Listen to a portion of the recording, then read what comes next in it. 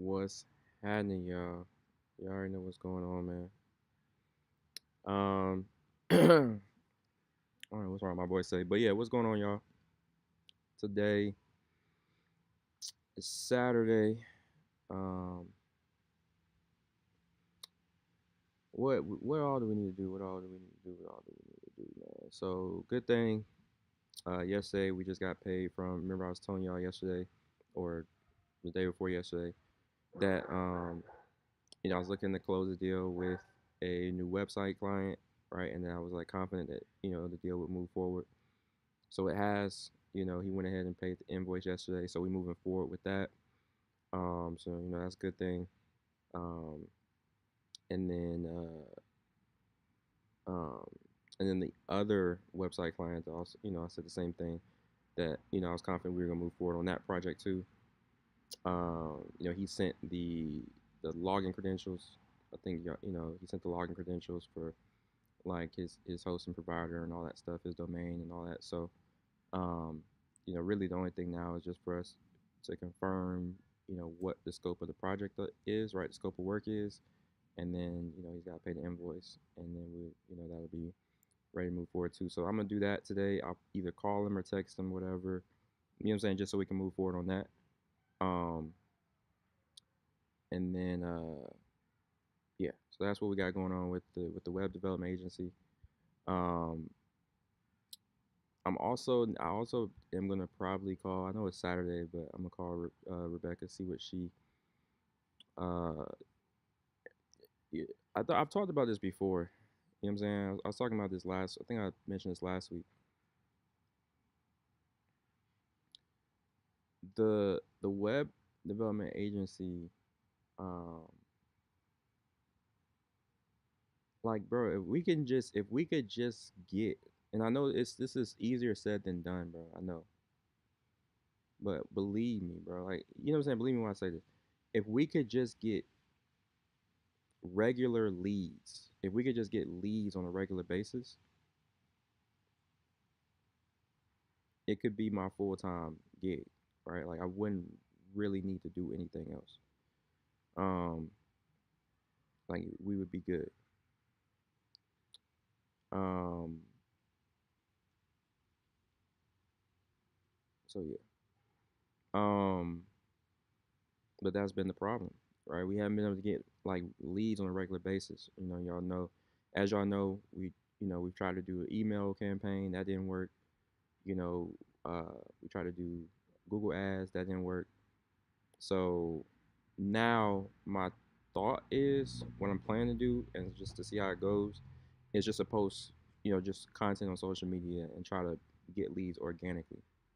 All right, use some type of lead magnet, you know what I mean, and then to drive leads, right? Like the one we were using before was um, I call it a free site assessment. So if they already have a site, we'll go and assess their site, whatever, that type of thing. Um, and I guess if they don't have a site, then maybe we do a free consultation, whatever. Okay. Um, but that was um, like that was a lead magnet. So basically, my whole point is post content, right, and get leads organically through social media. That should be low cost for us, right? It should be low cost, um, and we should be able to reach a lot of people if we're posting content consistently. So I want to get Rebecca's. She again, I just refer to her as the marketing expert. She knows more about marketing than I do. I'm still relatively new in the space, so I want to get her thoughts on that, her opinion. Maybe she thinks differently or whatever. Maybe she's like, yeah, Miles, I think you might be on something.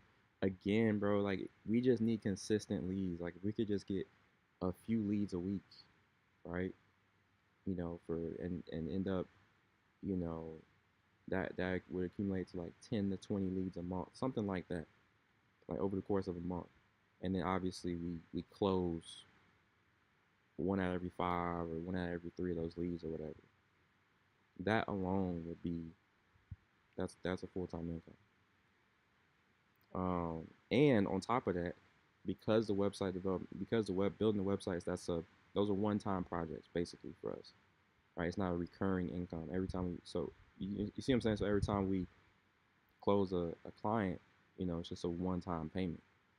However, what we could do, or if we could just convert some of those website clients into,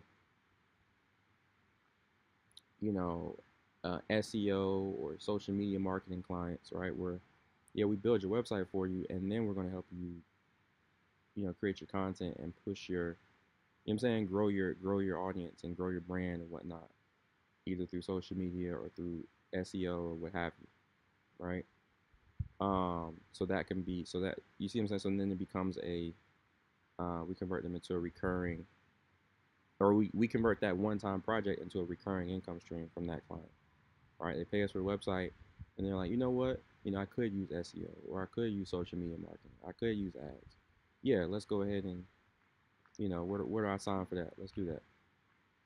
For a few $1,000s a month, right? All of a sudden, I have that steady recurring income stream from the SEO or from the social media marketing, whatever, right? Like that's the steady, almost like 9 to 5 income, whatever you want to call it, right?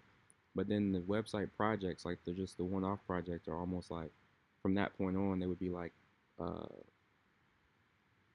it would feel like just extra income, right? Every time we build a website, you see what I'm saying? We got the regular income stream from SEO or social media marketing, and then the website, just building websites in general, just doing that specifically would be the one-off projects that would be, give us a little boost to our income every month, right? That's what we got to do.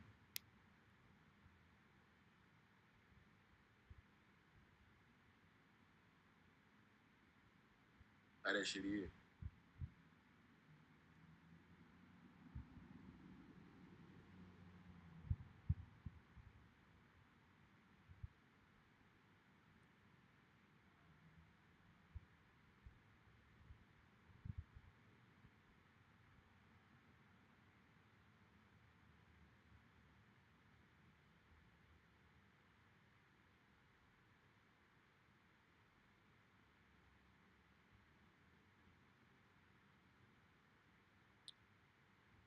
Um,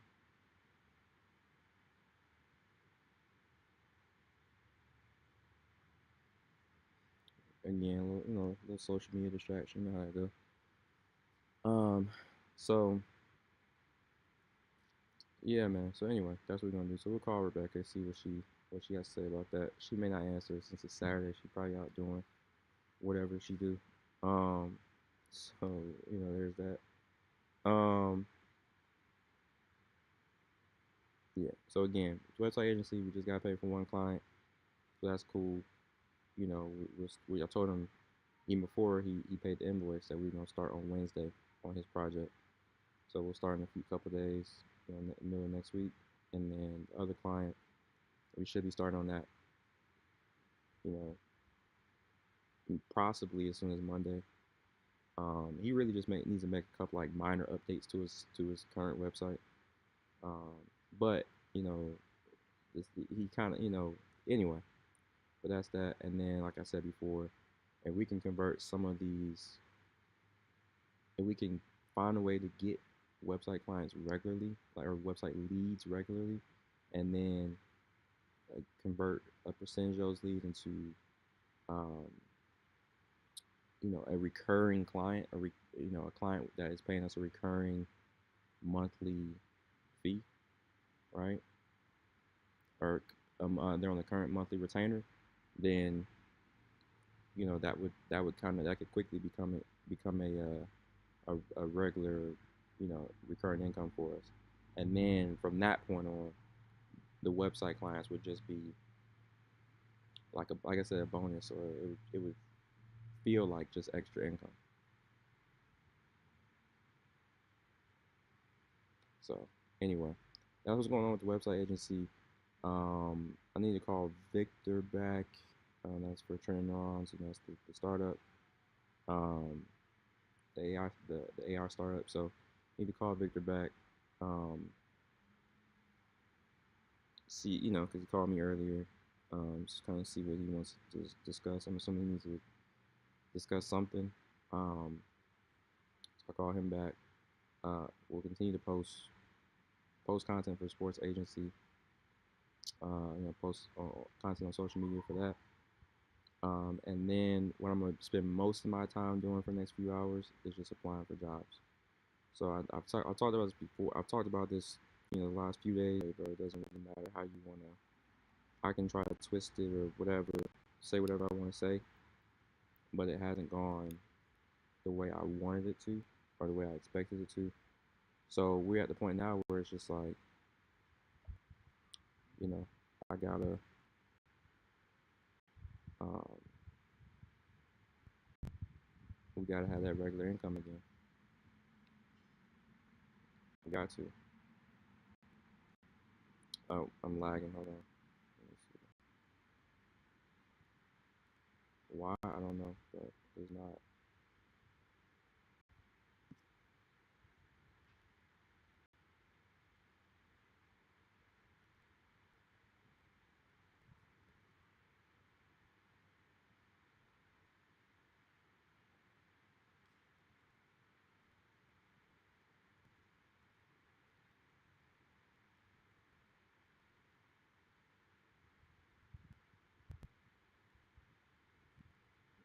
Right, yeah, I'm not.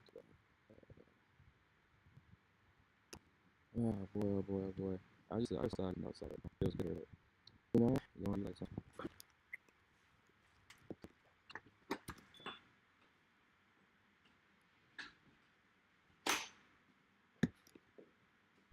I know that I came with the slide from left to right, but now I don't want to dance.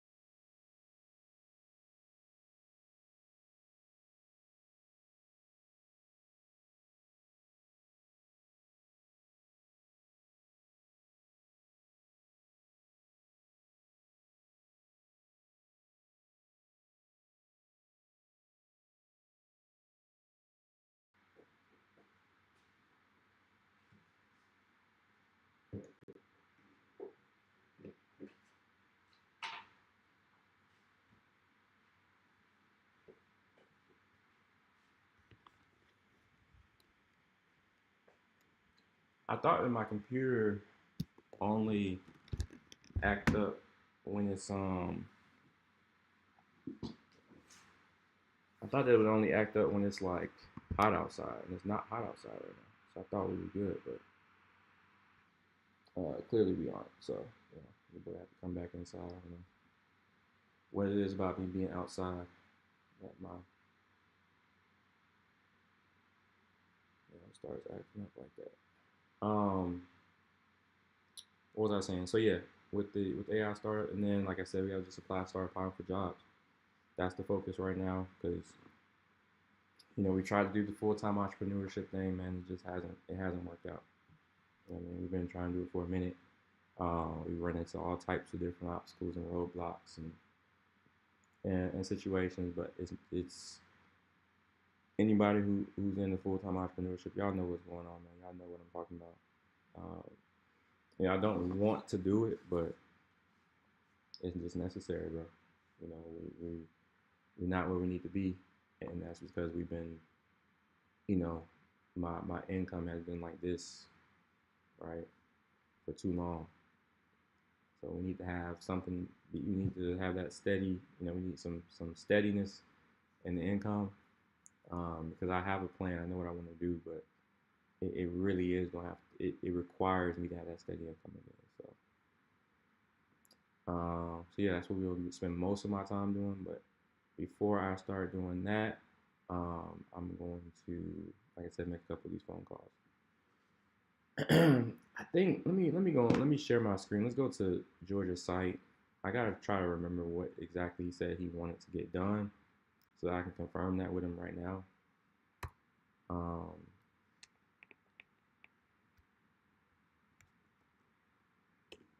and so we can be on the same page about that.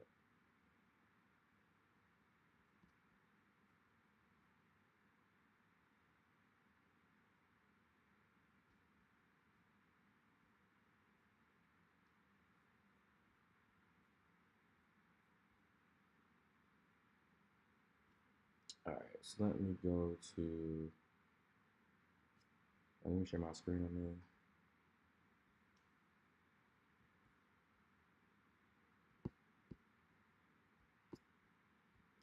All right, so this is the client's website as it stands right now.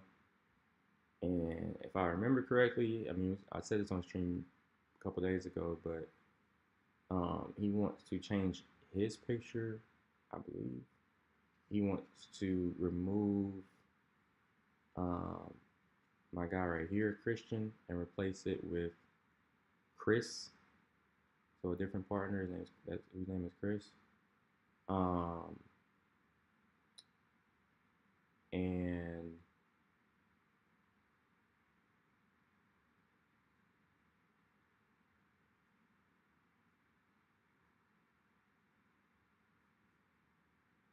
I believe that's it.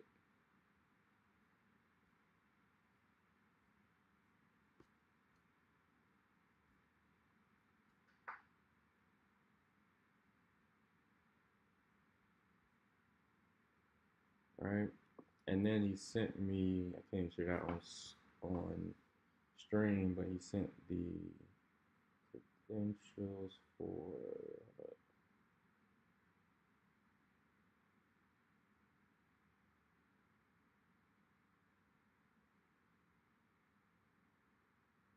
yeah, okay. Um,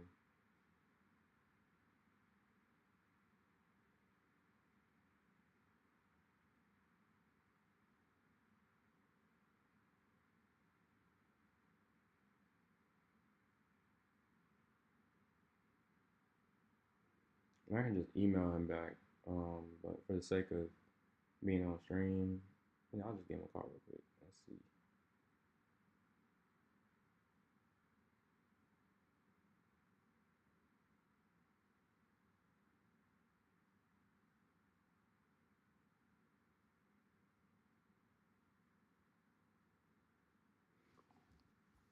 Let's do this. Let me make this call. Oops. Call George real quick.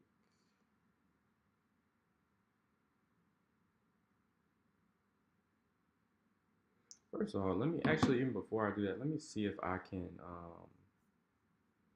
let me see if I can log in using his credentials. The credentials he sent me.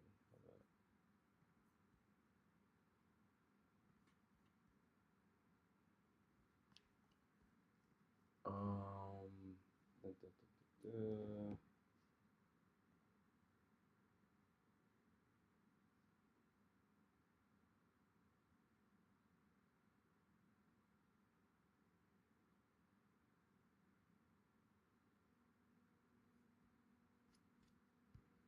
So like I said, I had to stop sharing since I'm just going to, I'm logging into this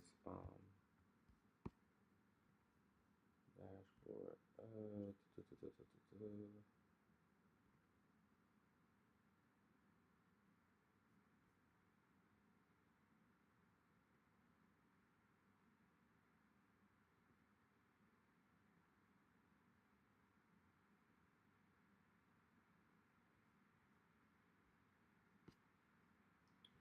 All right, let's see.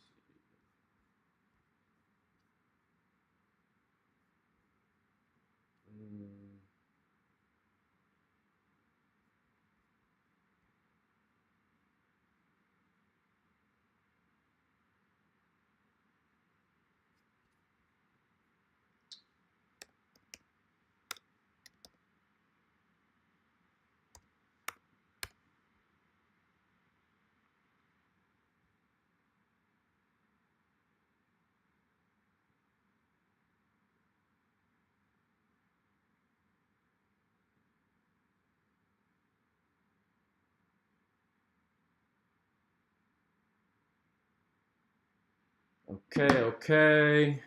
Okay. So I can log in and then let's see.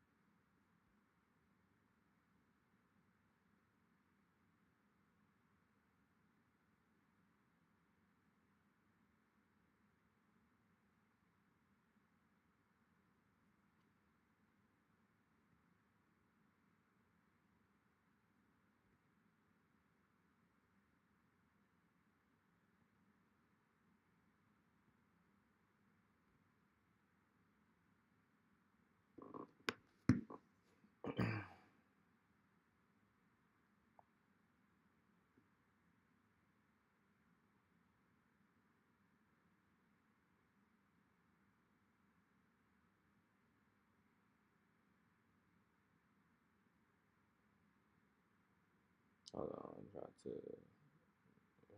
call him right now. See.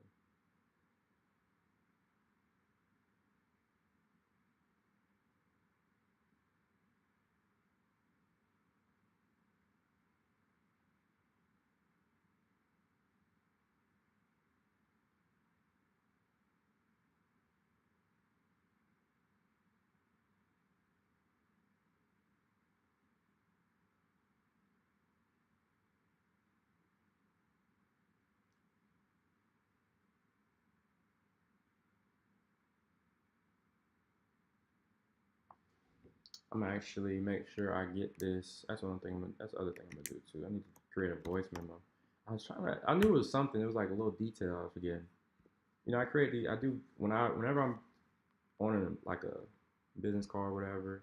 A lot of times what I do is I record the conversation, and then I know that I capture all of the details we discussed, right? And I can transcribe the conversation, the audio file, right? I can transcribe it, and then give it to Chat GPT and you know ask Chat GPT any questions I want to ask about that meeting or that conversation. So um, that's the part that was missing. I didn't record the conversation last time we talked, so I got to record it this time. So we should be good now. Let me call him real quick. I'll call him George Boykin.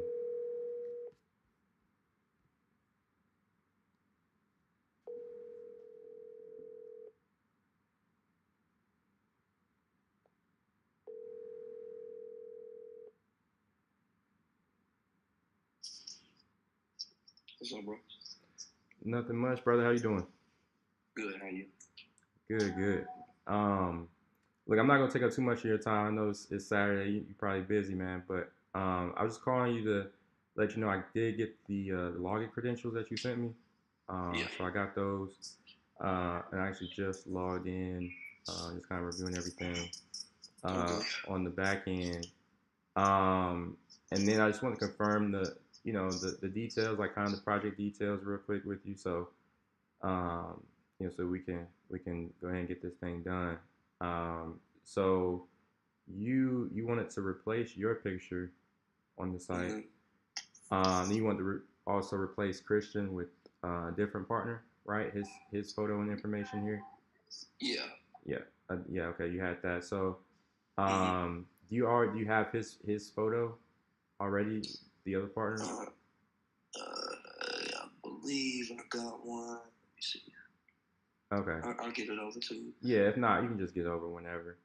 Mm-hmm. Um, and that was it, right? And then, or was there something else? No, that was it. Okay. Okay, cool. So yeah, I'll just draft that up real quick. I'll draft up the invoice, and then I'll get that over to you, and we'll go ahead and knock this out. Okay, sounds good, bro. All right, bro. I'll talk to you. All right, All right, all peace. right, peace. All right, cool. So I thought that was it, but I was just trying to, for some reason I thought it was something more to it that he wanted to do. So if we go to his site, I'll log out of his dashboard real quick. So we don't, what I'm saying? We ain't airing shit out. Let me see.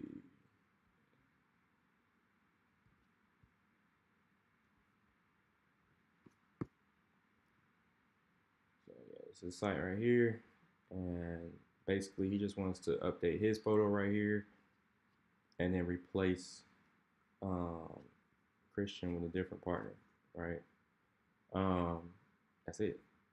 So that should be simple enough. I'm gonna reach out to one of my developers right now. Um, this is Omar again. You know what I'm saying? I use him for I've worked with him on different projects.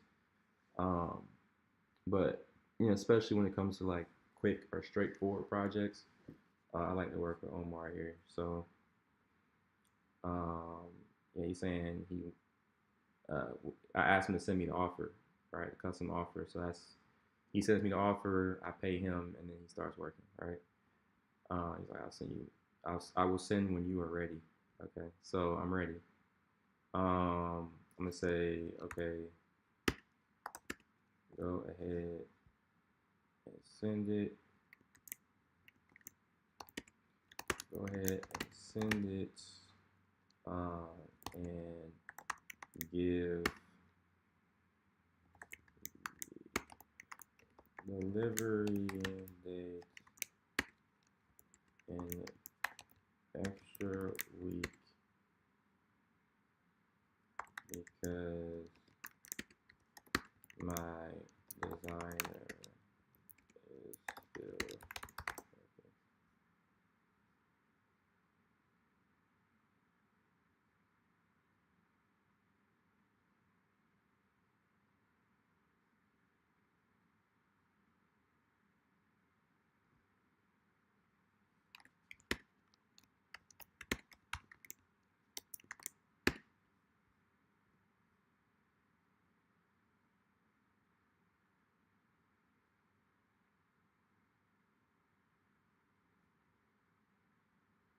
Mm. All right, cool. And then I got my designer right here. So this is my developer, and then Mohammed, he's gonna design the website for me. He's gonna design a website for me for just $24, bro. Um, which is crazy. I mean, I know the site that I'm asking him to design is straightforward, but still, for him to design the website for just $24 is crazy. It's a blessing. So I guess I need to go ahead. He does know what he's doing. I mean,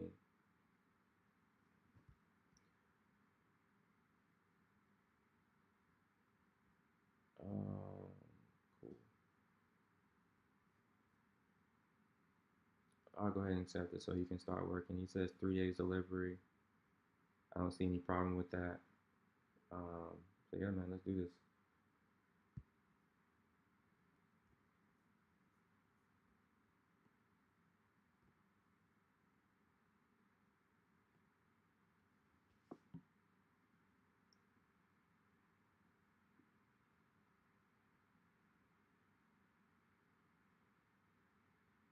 I know that came with the.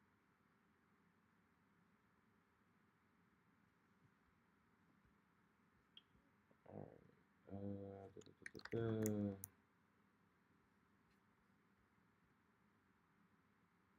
Mm. You know what I'm saying? Second, now, still sharing my screen. But it makes me no difference, bro. I don't even keep money on this card in the first place. I literally transferred. This is my Cash App account. I transferred from a different card anyway. So if somebody try me, good luck. Ain't no money on the damn card. You ain't gonna be selling shit.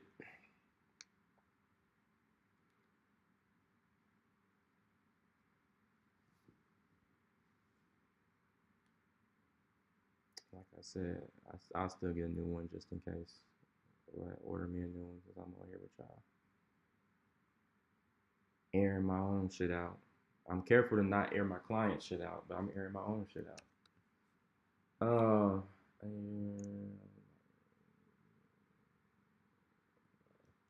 Go with a black theme. Go with a dark black theme. Kind of like Philip's site. So if I go back to what's Philip's site again? It's Meet Benson. Doesn't he still got a dark theme? I see. Yeah, he still got a dark theme. I like this theme.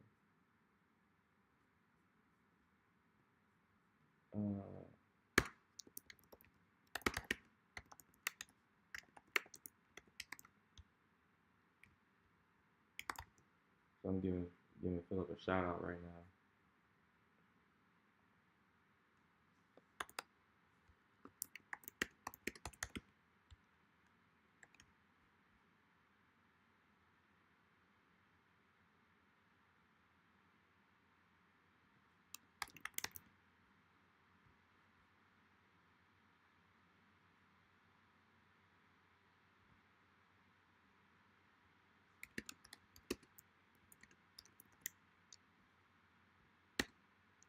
I say you can use this as inspiration.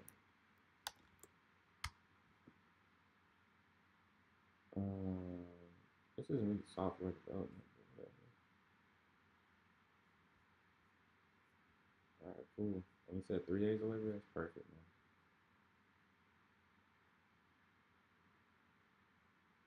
So even though I told the client that we were gonna start working on his project on Wednesday, we're gonna start working on this project basically 3-4 days early. You know what I mean? So and that's how it should be. I also told him that it was gonna take 2 to 4 weeks to get the project done, to get the site done. It's probably gonna really realistically take us 2 weeks max, like worst case scenario, right? And I told him 2 to 4 weeks. So yeah, that's where we are. So that's cool. That's in motion, the design of one of my clients' websites. I'm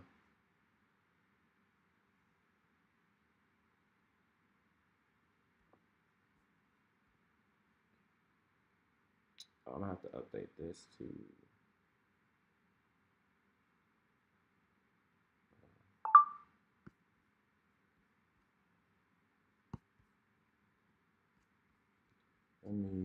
how long?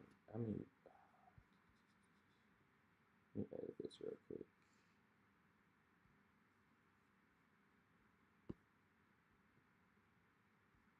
So I'm ready. I'm gonna say, okay, this is my Cash App account. I transferred from a different card. You wanted to replace and then replace Christian with a different partner, right? That's it. So that should be simple enough. I'm gonna reach out to one of my developers right now.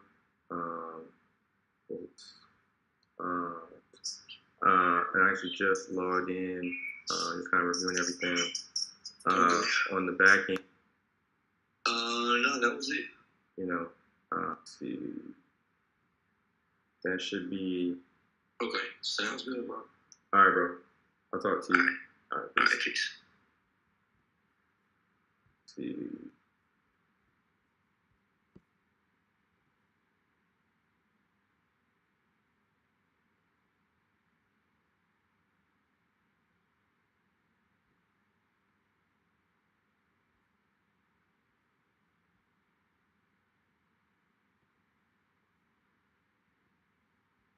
And replace. Okay. Okay, cool. So yeah, I'll Okay, Sounds good, bro. All right, bro. I'll talk to you. All right, All peace. right, peace.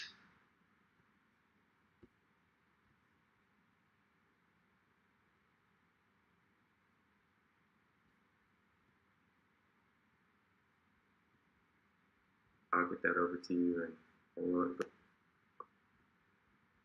I'll talk to you. All right, All peace. right, peace. All right, that's it. Save that, and then I guess I need to rename it.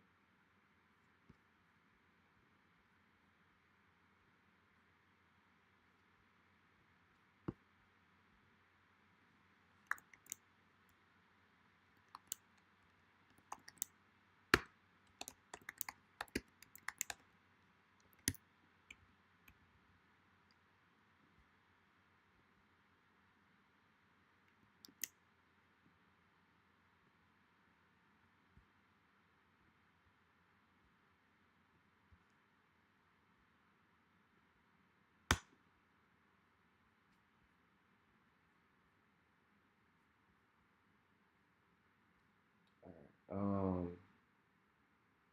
Cool, man. That's it. Let me call Victor back real quick. Let's see what he talking about.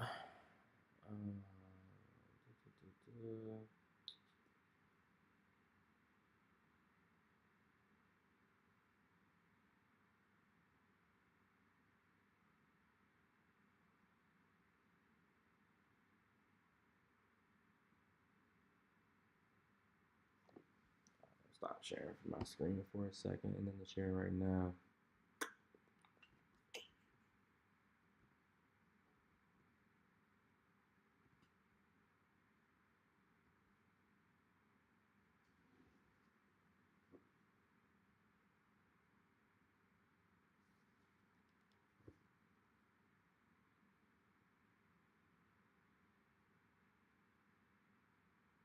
I can't believe I aired out all my debit card details. That's how you know you broke, bro. When you're not self-aware, the fact that you just, I found out after the fact, but when you're not self-aware, if you just leaked out your own credit card details, that's when you know you broke. You know what I'm saying? Like when you don't even have any care in the world that you just leaked your credit card details. That's it's a different level of broke, bro.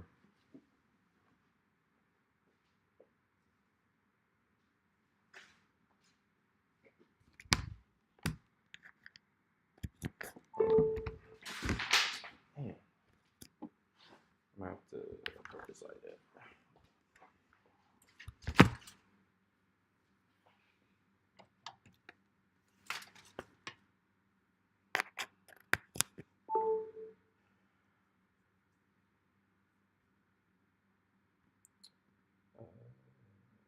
Be right back, y'all. I use the restroom.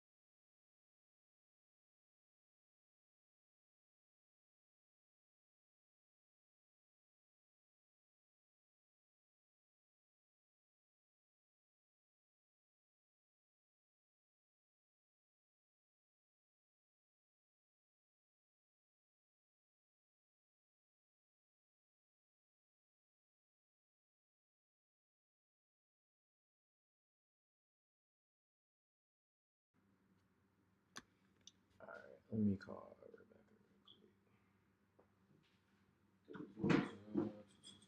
real quick.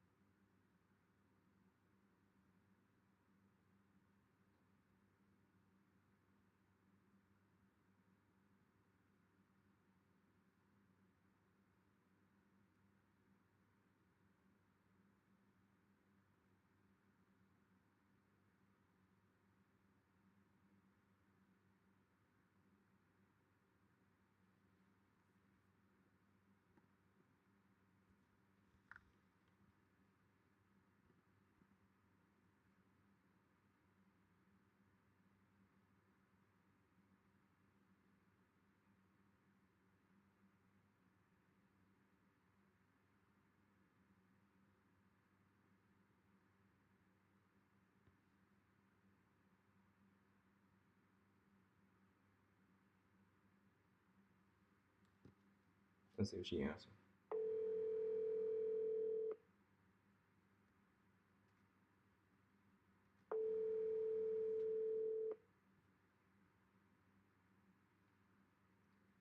Let's see if she answers. Your call has been forwarded to voicemail. The person you're trying to reach. She did not. All good.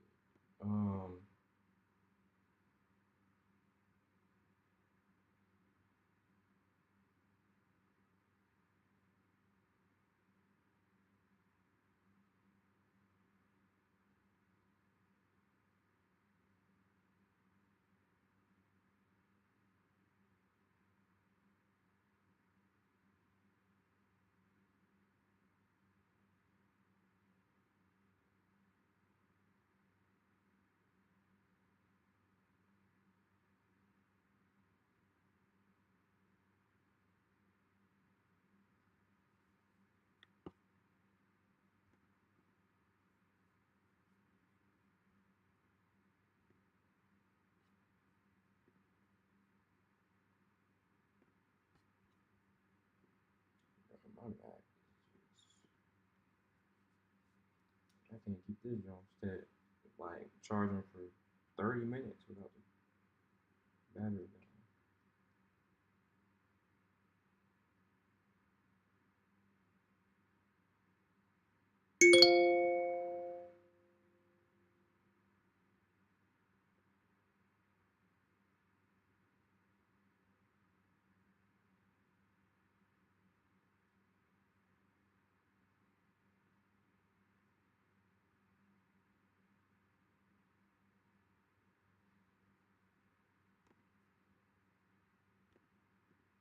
That's how I keep I'll charge it over here.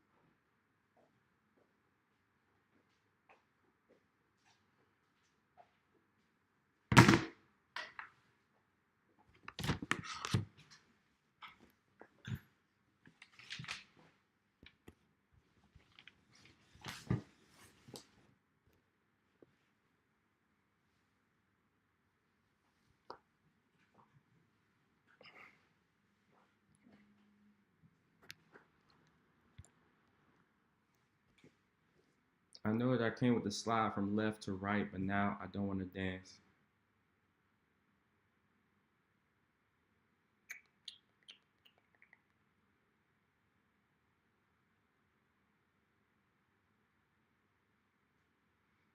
let me call Victor, and then matter of fact, even before I call him, let me create this invoice for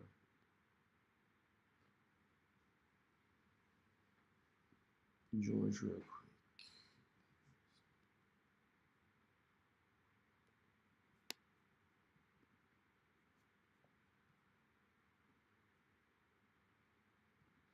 I'll share my screen. I'll try to do this. Oops.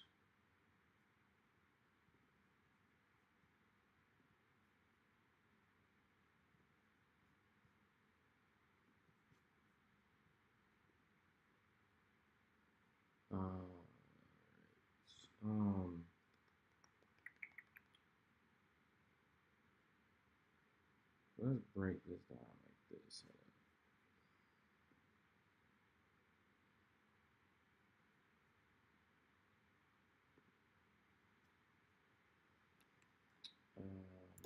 Riverside.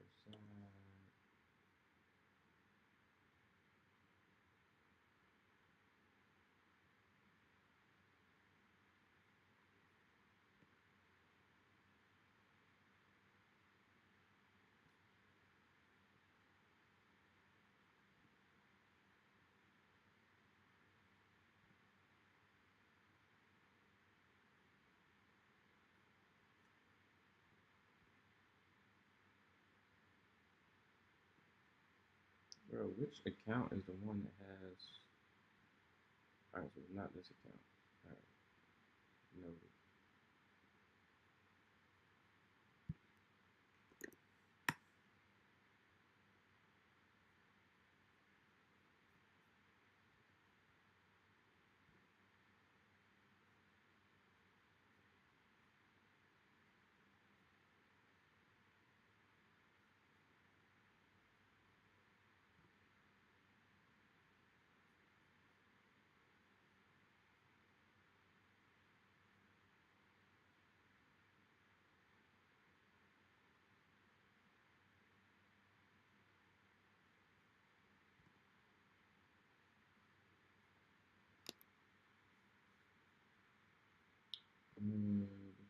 This one.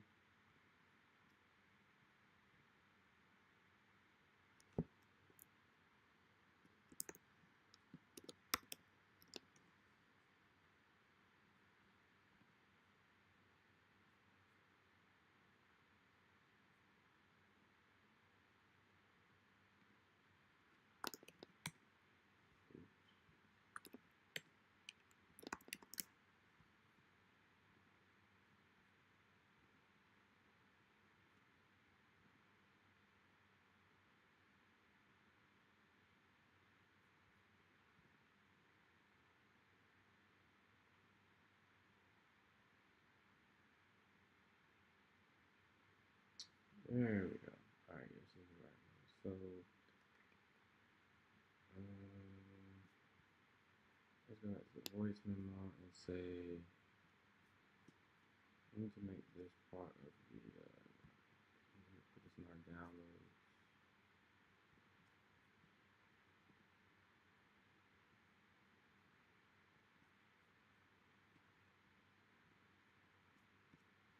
And then back to this, upload it.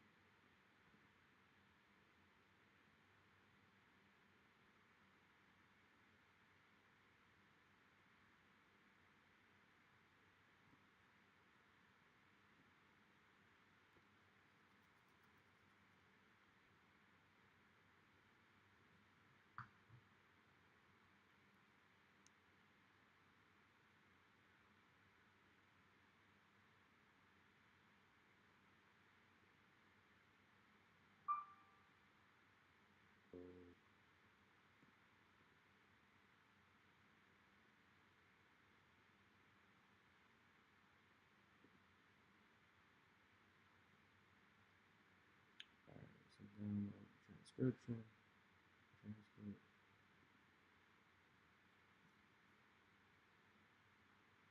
Now I'm gonna go and log out of this one.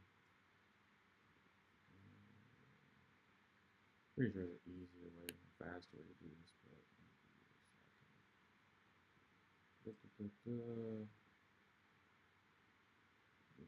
Yeah.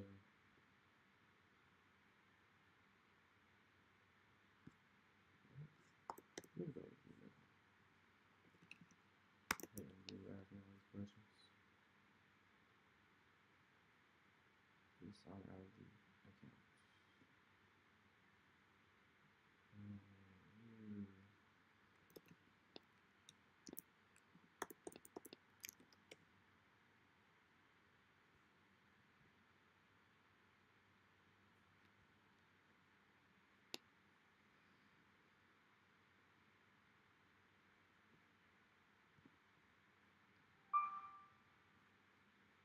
right.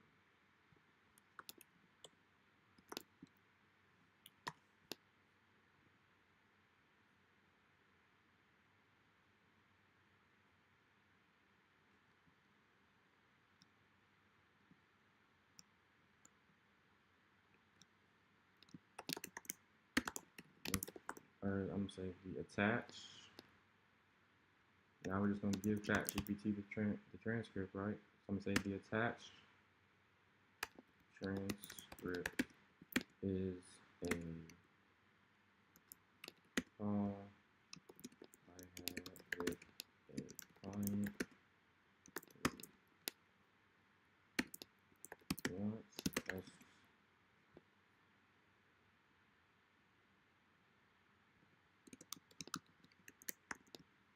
to make updates to his website.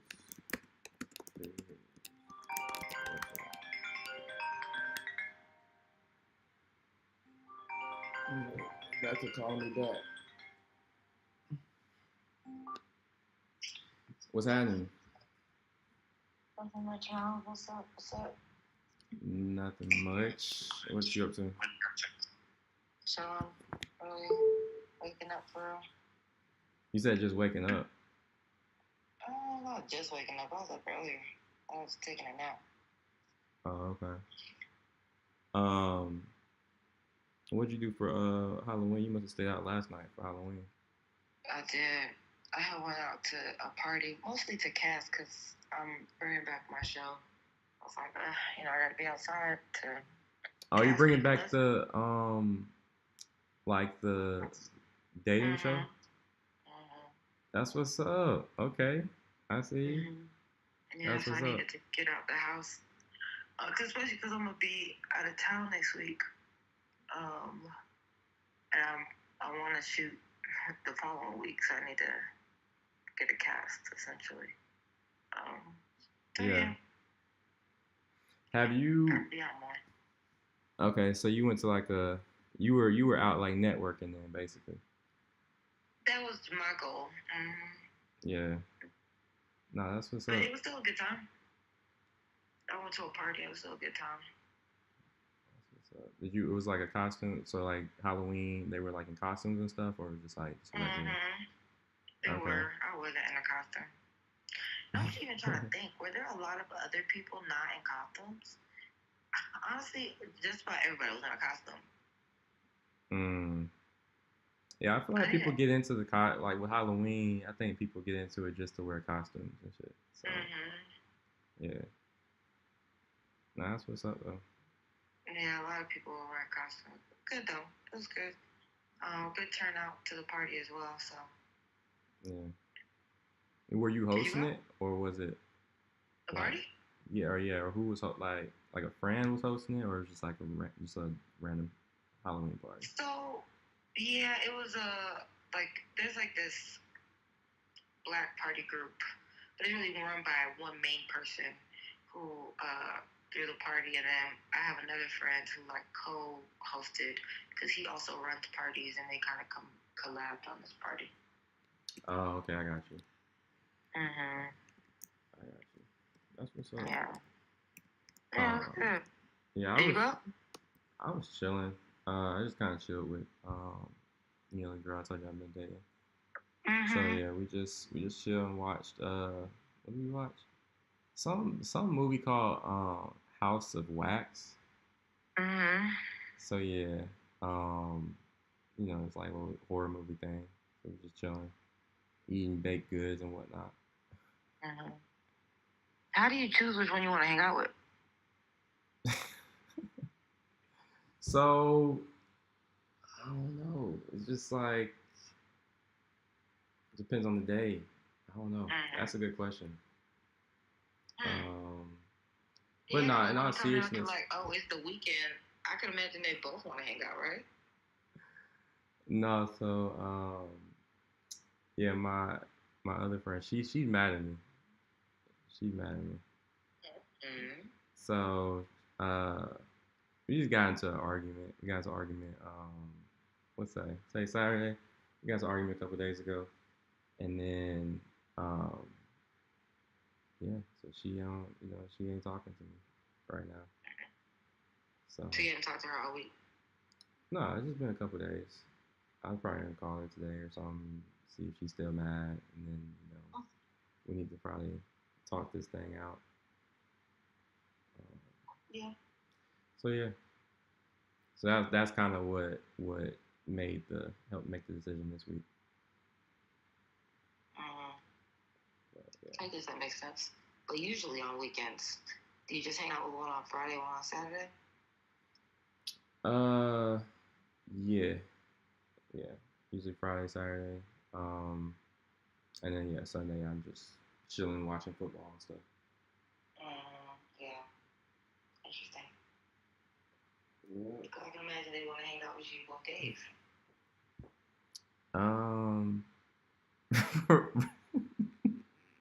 No? Rebecca, you killing me right now. This is hilarious. Like they never say, oh, like, am I gonna see you? Like they don't. No, none of them have asked you yet to see you more. Nah, like so the thing with me is, I mean, this is just kind of this is true. Like I'm already really busy, so I don't like I just see again. So my thing is I plan stuff out. So Niggas ain't that busy. Well, no, it's not that I'm that busy, but I plan shit out. So it's like I let them know I'm gonna see you on Friday. I'm gonna see you on Saturday. It's not like they're asking me when can they see me. Like I plan out whatever we're gonna do, and then you know what I'm saying, we just do it. Okay, so let's say like, okay, you saw the girl yesterday. She's not like, am I gonna see you tomorrow? Unless she has something to do. No, I Does she mean, have something to do? yeah, I mean, most of the time I genuinely be having stuff to do. So like, not you, her. Does she have something to do today? What you? Hold on, I didn't hear you that well. Say it one more time. Is tripping. She doing something today? Today, Saturday, the girl hung out with last night. Yes. But so that's how that goes. Yeah, but I'm doing like the work now, so you know what I mean. So why you sound very like confused. No, not confused. Not confused at all. Actually. But. Well, your thing is you're not even sure if you want a wife, right? Yeah, 100%. Yeah, that's true. Yeah. So yeah, I don't. It's truly not really like a priority, so to speak, to me. So. Partnership is, but having a wife is not. Right. I don't see any. So like my thing is I don't see any benefit. I mean, there's benefit. I mean, there's definitely benefit, but I don't see how the benefits outweigh the pros outweigh the cons for a man to get married. Women, I see a lot of benefit for women to get married. Well, for men, there's a lot of pros. Married men statistically even outperform and you could say like earn single men. Really? Yes. What statistics you using? Because I ain't heard that before. What? It's interesting that you have not. But yeah. And also, I don't see how, like, if you marry intentionally, you know what I mean? I don't see how it could not benefit a man to get married. Like, everyone has to sacrifice something for the sake of marriage. And women are sacrificing as well. I know men like to say, like, oh, you know, but it's just like, you're definitely gaining. Right. I mean, to each his own. I don't have any. I don't have any like anything against or someone who a man who gets married. Like I, support it. Like if you find your partner, by all means, you know what I mean. Like even like I was just talking to Philip, last week, 2 weeks ago. Of course he about to get married. So congratulating him. He was like, Alex is next. He's like Alex is next, and so more power to him. That's a great thing, but it's just not for everybody.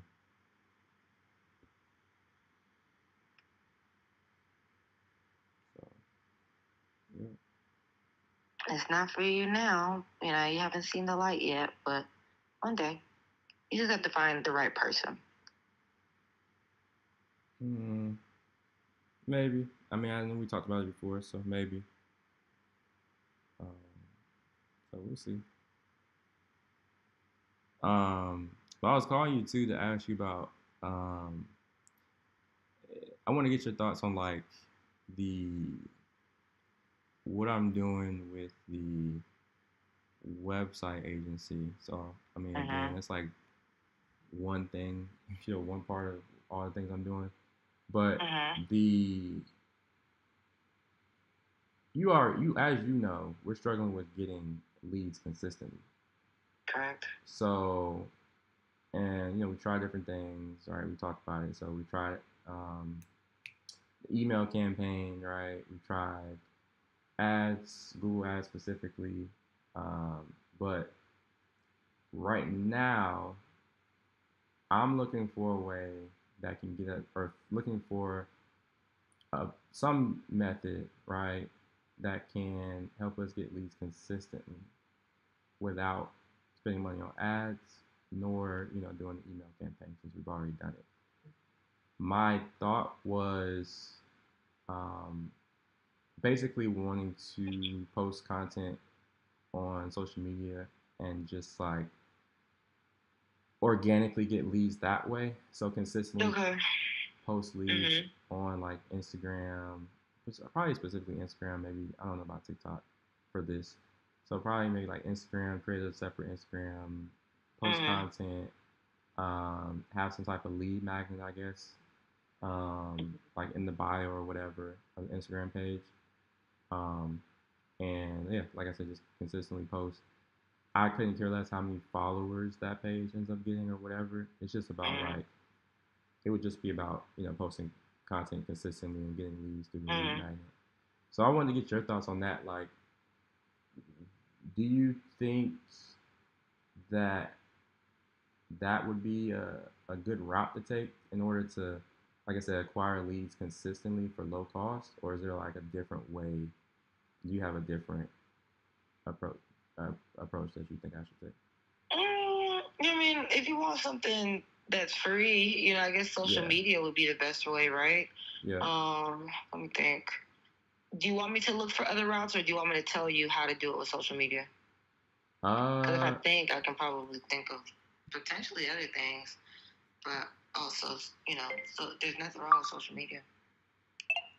Okay, so there's nothing wrong with social media. So what? Yeah. So how do you? Because like for me, do it on social. Yeah, because for me, it's like, I mean, if we were able to get leads, like we don't need tens of leads. Like I know through ads, you were saying leads profitably. So that's the kind of the goal with this. So yeah, what's your thoughts? That's gonna require you to post every day. Like the thing is, if you have to trade time for money, or money work in the algorithm, especially as a business. Okay. And so you can give yourself a better chance of reaching more people, and yourself as or even content around like, okay, how would I make this website better? How I've made this website better, showing people websites that you have created, showing people like what they can get from your websites, or it could even be a time thing, right? Like, okay, I created either like whatever your unique selling proposition is, that's what I would lead with on social. Whether it's like, okay, like we have a quick turnaround time and we work with such and such people. We're very creative, so the storefronts or the pages look a certain way, or we help them look professional, like whatever it is. Like social media is your billboard, is your ad. So it's essentially the same kind of content that you could make for paid social, but you're just doing it organically, and you just want to be more aggressive with how much of the content you're putting out. Because one thing that you'll also learn with putting out more content is what actually works and what does not. Yeah. Yeah. Okay. Yeah, that makes sense. Like our paid social, I don't know if you remember, but like our uh, value proposition, what we wanted to lead with was a site assessment. So like assessing their site. So I guess I would make content around that, right? So assessing the site that they already have that exists, like how it performs, like what it looks like, the copy, etc. So either doing something like that, and or doing free consultations and like letting people know like we'll whatever, because people need websites for everything, literally everything. So like we will give you a free 15-minute consultation or whatever, right? Because people want to talk. I feel like people want to talk about the website they want to build. So like if they know that they can talk to me or whoever about that, I think that would be another like call to action that we could use. But anyway, yeah, the free website assessment, and then the free consultation kind of be like for people that don't already have a website, right? So like if they don't have a website yet, we don't have anything to assess. So that's kind of why I'm saying the consultation would be the other thing that I would be thinking. But all those other ideas you just mentioned too, we probably sprinkle that stuff in. Yeah, or if your website is at a good selling point, like like almost under market value, you could also, or like just a good market rate, you could also use that as your, USP, right? Like, oh, look at the website that someone got for this price. Yeah. Oh, like if we're giving them good bang for their buck value. If your website price is competitive. Yeah. Okay. It's also, something to do. And you could, give people room to put a deposit and get started today. Yeah. Okay.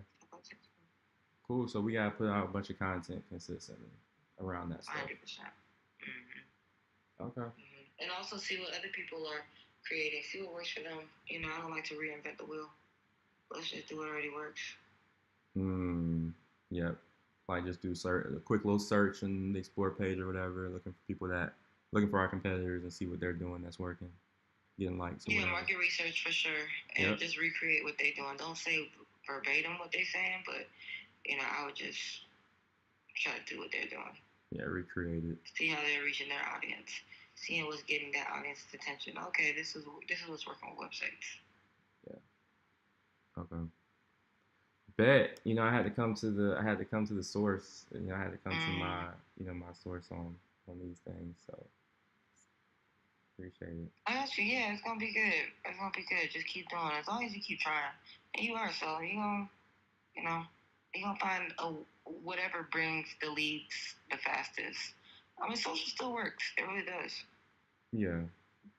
I just feel like, and again, get your thoughts on this. Like I feel like social, because you can reach so many people. Mm-hmm. I feel like it's for that reason alone, it's probably still better than even like better than Google um, or and probably better than Facebook paid or paid social through Facebook too, because you're able to reach a ton of people through Instagram or TikTok for free, basically. Like how many is it's billions of people on Instagram and TikTok. So it's like that type of reach The isn't really natural available. algorithm, yes. The organic algorithm of TikTok is pretty good. It is. Yeah, so that's why I just feel like, long story short, I feel like I can reach more people through just organic social than I can through paid social on TikTok and Instagram. Potentially, the potential is there. Yes. It is. It is. Mm. You just can't control where it goes until you know how to work the algorithm. Yeah. But once you put a few things out there, I can take a look and tell you what's wrong. Are you gonna be on the camera? I haven't really decided yet. I don't know. It's not really. You should. You think so? Yeah. It will increase your what you get, unless you figure out a way to do it with AI. But then again, too, you know what I mean? People just trust you more. Yeah. I'm not I'm not. I mean, I could, but I don't do it anymore. I'm not a developer, so it's like. But I guess I get what you mean. It's about building trust. But you don't have to be a developer. You're the business. It's your business. And I mean, if people trust you, they're gonna trust the developer. Yeah. Because the developer's not talking to people. You are. Yeah. Bet. I got you. Everything else cool though? What you been having going on outside of the Halloween party? Not much. I've been delaying my move, and which is why I've been putting more energy into this. What is it called? This show. And so yeah. Okay. Do you feel like with the show? Do you feel like you have to go out and network to meet people for the show? The reason I asked that is because it's like I feel like you could. I mean, I feel like you could just reach out to people through social media. Instagram? Like Instagram and that type of thing. But also, so the way that I look at it, and I've told you, like, this is kind of like, remember I told you, like, you don't go to a cat conference and look and try to sell dog food? So I think about it this way.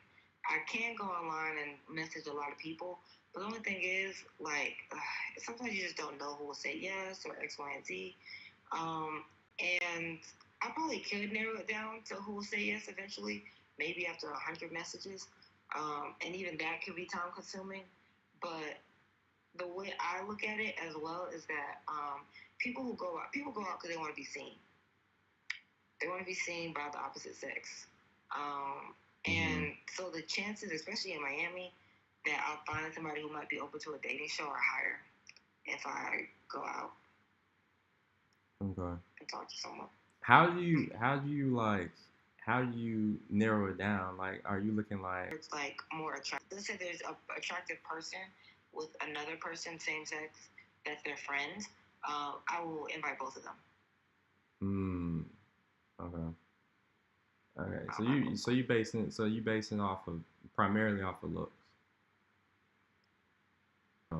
Not just they, but even the people on the show too. It's like, if I could say like, oh, okay, look at the girls. Like, it does help. Next time, it's like the girls on the show were cute. That's all part of the. So yeah. All right. Well, let me know. I'm be on the lookout for it. Okay, I'll keep you updated. All right. I'll holler at you. Okay. Talk to you later. All right. Bye.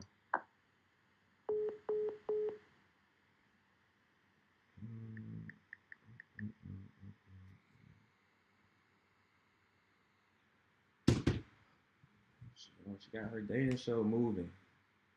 She got it moving and moving. Um, let's see. Am I still sharing my screen? I am. I gotta go in a second too. So,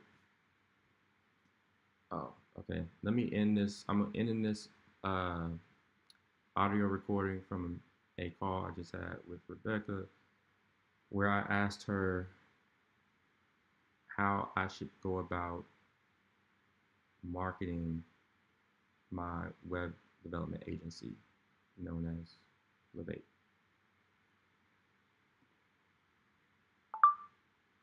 Right? So I had to be all verbose or whatever with that because that was for specifically for ChatGPT. So the transcript is a call I had with a client who wants us, Levate, to make updates to his website.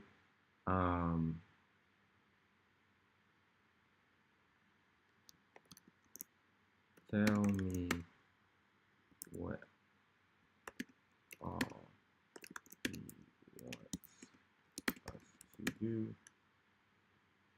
based on the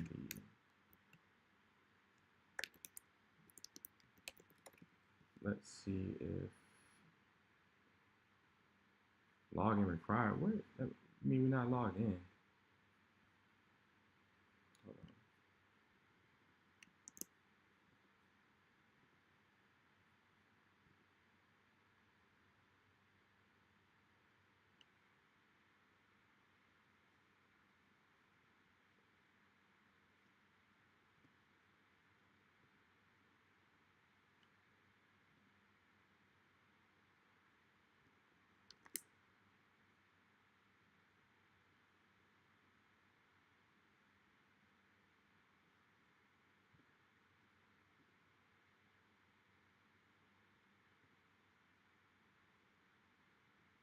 Oh, where's the transcript at?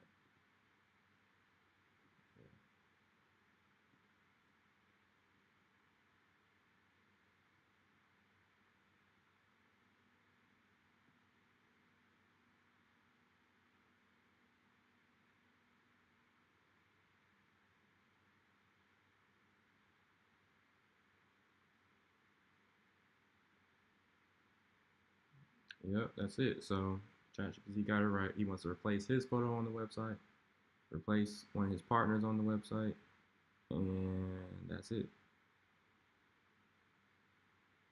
All right, so I'm gonna ask ChatGPT to draft an invoice. Draft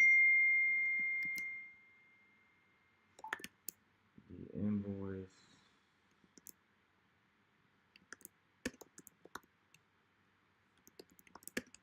for this. Let me just see. In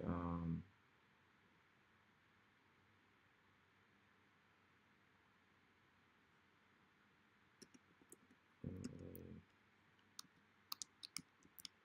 Stripe-like format.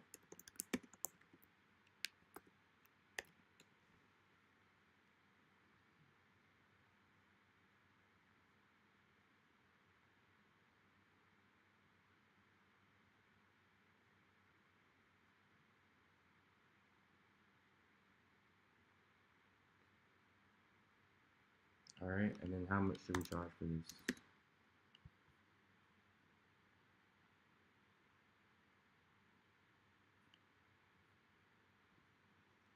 No,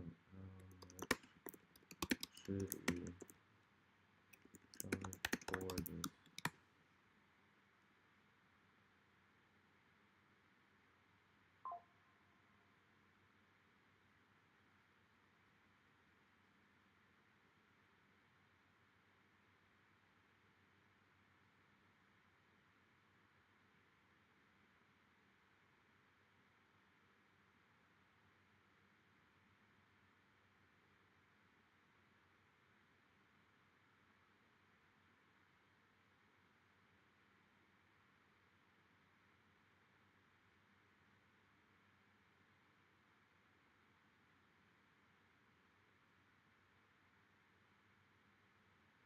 Mm,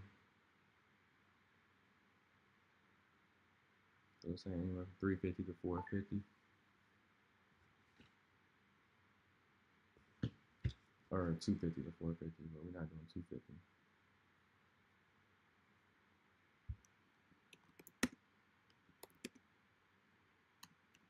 I'll say, okay, I'll charge between 350 and 450. Create the invoice, all the details included.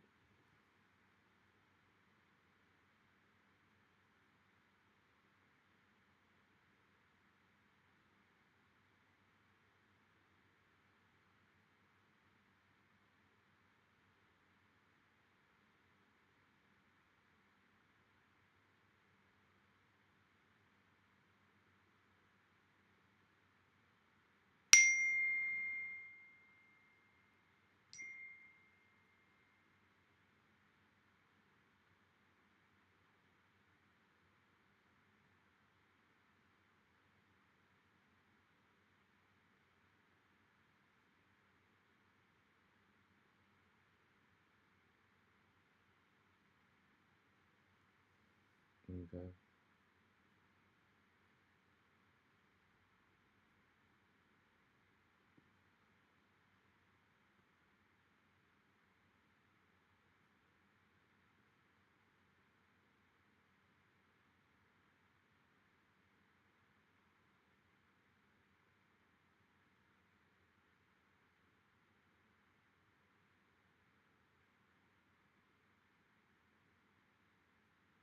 Yeah, based on these changes, we're gonna keep it on the lower end, bro. It's not nothing. You're not trying to do much here. So stop sharing for a second while I create this invoice and log into Stripe and create the actual invoice.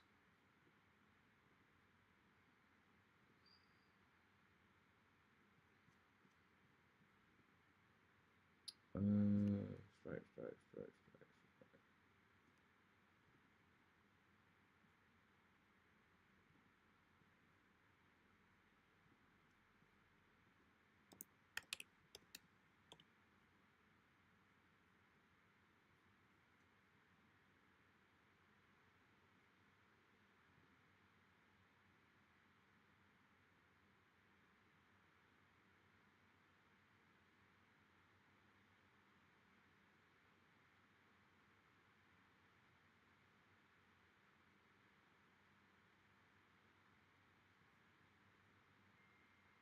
It's negative. Bitch, take your little balance out of the payment I just got.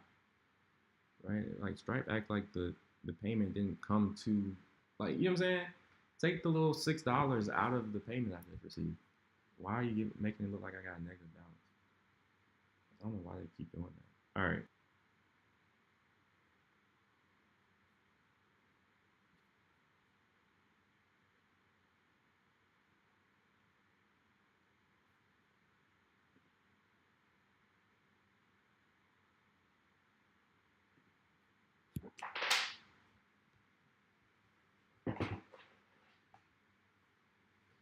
Nike don't pay me to tell you just do it. They pay me to.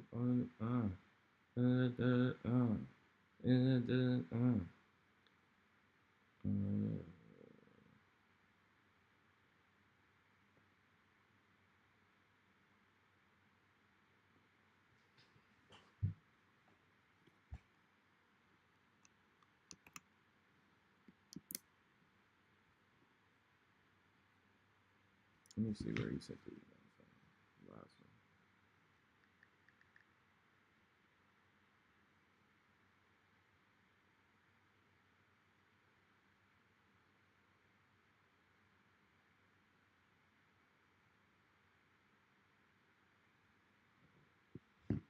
one. Yep.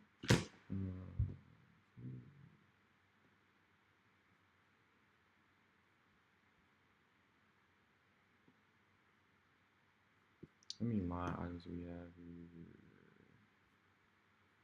Let me go back to this. Yeah. four. We got four line items.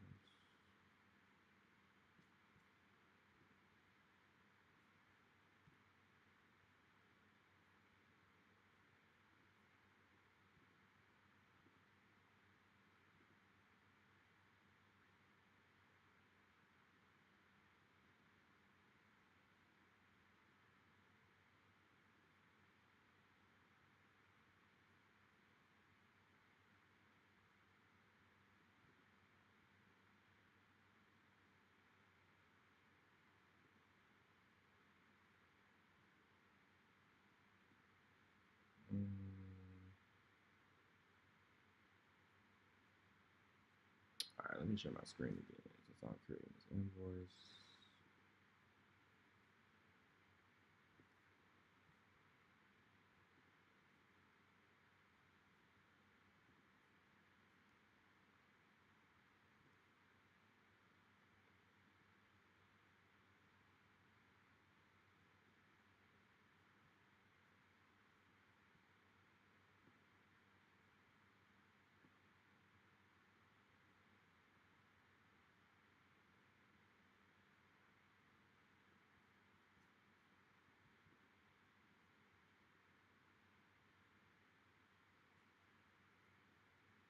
All right, so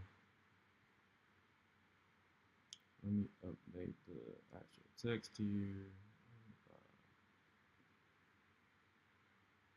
Missing $100.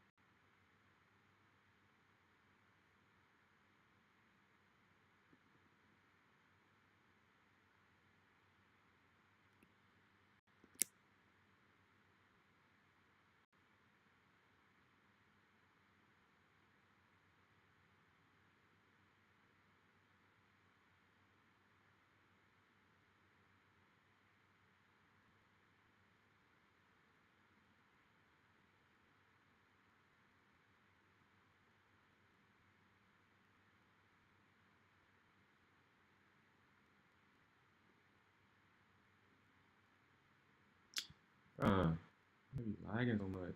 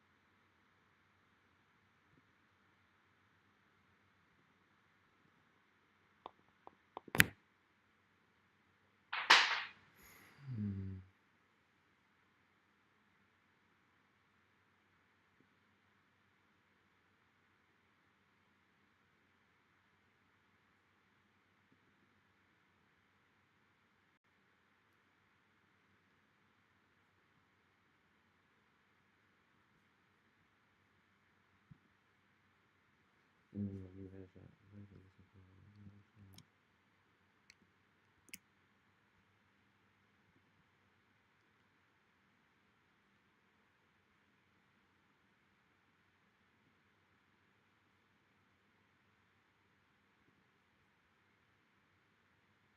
I don't know why it's. I don't know why this isn't updating, bro. This is annoying right now.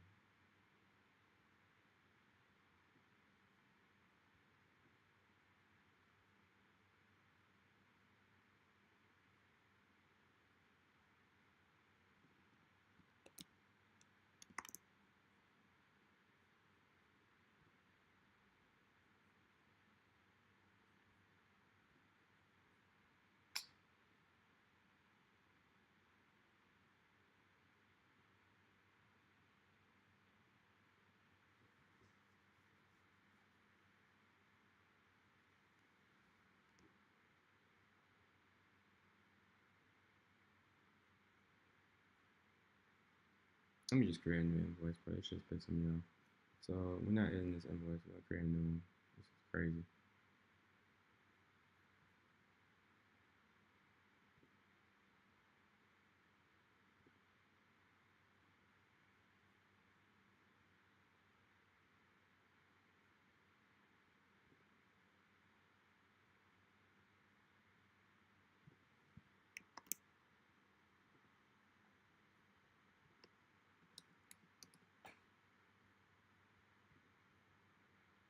There we go. All right. It should be a lot quicker now.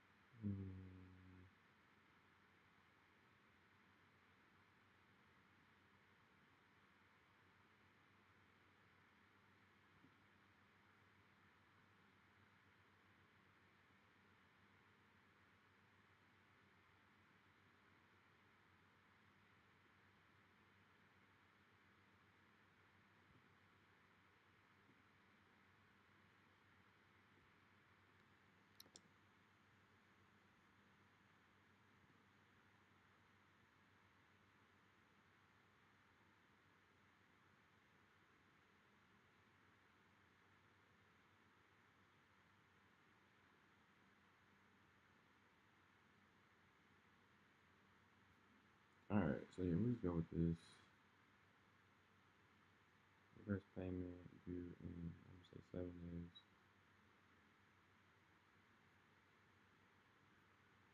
Not auto charging anybody. Um,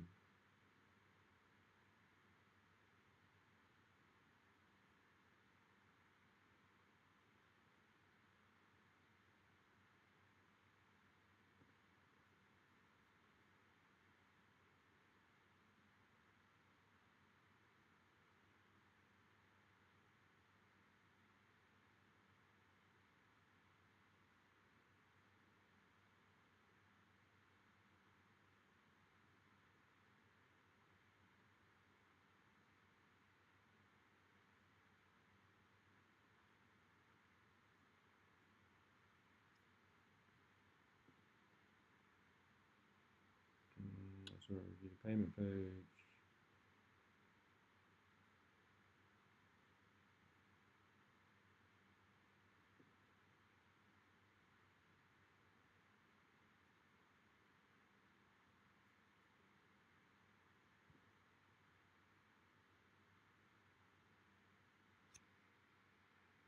I don't know why it's not showing me the little links. These are options they have to pay, but it is fine. The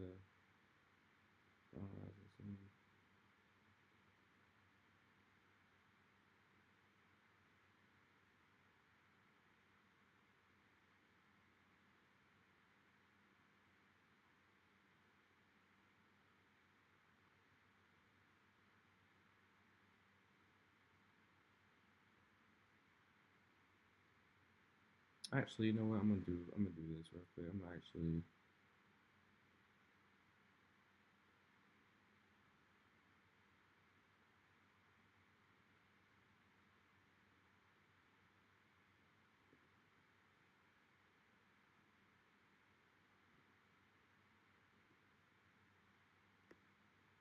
I will make these 50.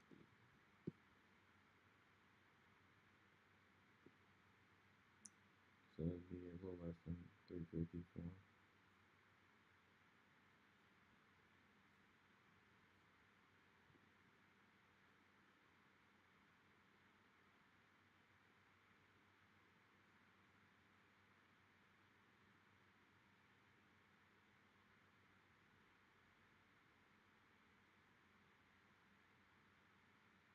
No, I'm gonna go with what I said originally. Now we just, bro. I guess it's just the fact I can make up whatever I can. You know what I'm saying? I can make up whatever prices I want. So it's like that's why I'm like doing this like back and forth because I make up whatever I want to make up. You know what I'm saying? Like that's the thing about having your own business. You can charge whatever you want. You know. I'll charge 350 on the head though. I'll take $5 off of something else. So I'll make this 80.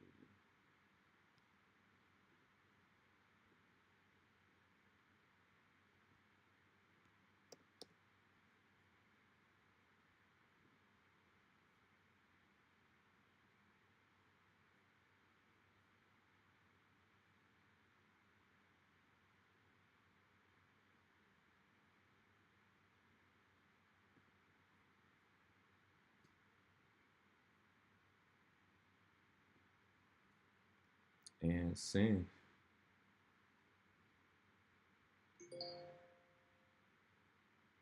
And that invoice is sent, man. Right. So we just sent that invoice. Waiting for the client to complete that, and then we'll knock that out for them.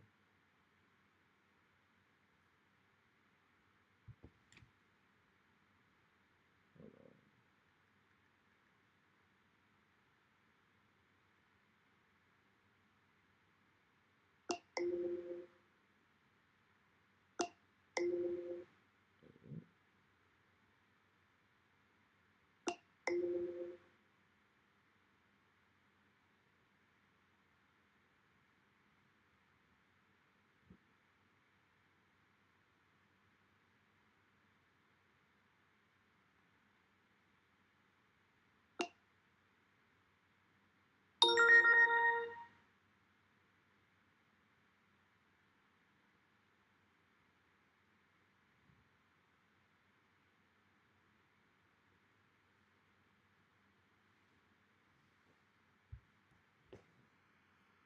All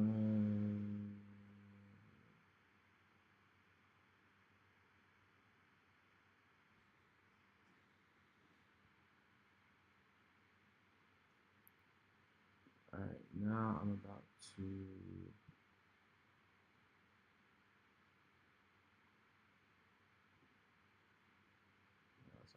Let me go ahead and call Victor back real quick.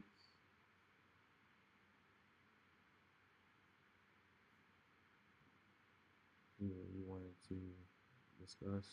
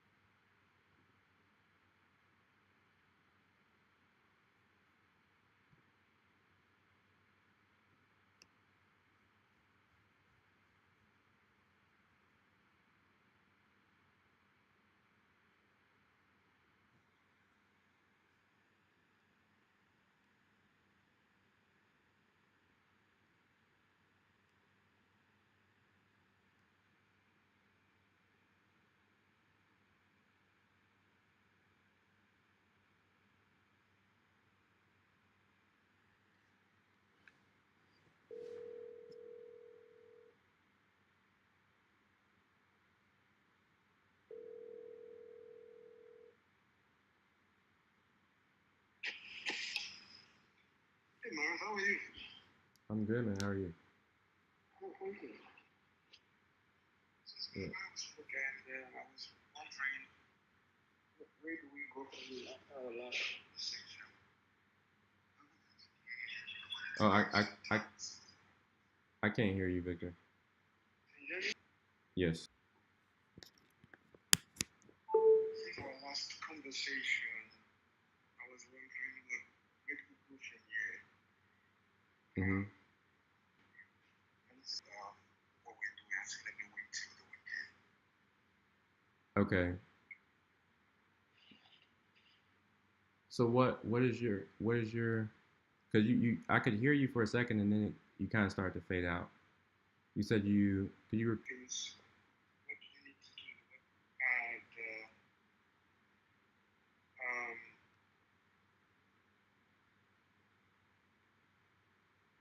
just get feedback from you, basically. yeah, get feedback. So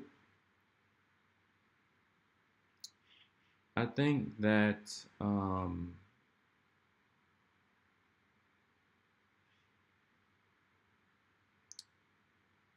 you know, right now I think from the company, um, from my vantage point, is honestly kind of at a I mean, we're kind of, it's going through um, issues that every startup goes through, right? Trying to find, initial customers, um, investors, all those things. Um, I know you're, you know, trying to, move forward, and you're evaluating the team and putting a lot of thought into that type of thing, those type of things. Um, I think that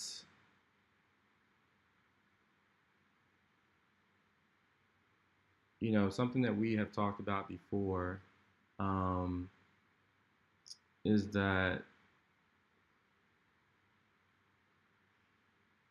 the focus, in my opinion, should be on getting the product back up and running. I know I haven't talked to you in a few days, so I don't know if something has changed between today and last week. Um, but from my vantage point, I think that should be the focus uh, from that vantage point in terms of just getting the product back up and running. I think that secondly, um, I know we've talked a lot about investors and finding angels and things like that. Um, Angels, VCs, they want to see revenue. They want to see revenue. They want to see traction. And since we don't have either one at this moment, um, they aren't going to be looking to invest. However, it doesn't mean that we can't start having those conversations with them ahead of time. So I think that the focus, I believe, has been from everybody's standpoint, but should continue to be, um, finding the first partners for the company. Find that first partner and generating revenue. Once that happens, that will open up a lot of doors for Trending Neurons, the company as a whole. Um, and that hasn't changed. I mean, that's what we've talked about. I've said it many times. Philip has also kind of reiterated that, and obviously he's done it already. So I think that message coming from both of us um, is a strong one, and one that should be strongly considered and thought through. Um, so yeah, I mean, I think that's where we are. I think so. As you and I talked about a couple weeks ago, you were saying you're going to get the product back up and running. So I could go ahead and have conversations with the VCs that I know. Um, I don't know if something has changed, but I haven't talked to you about that. So as far as I know, the product still isn't up and running.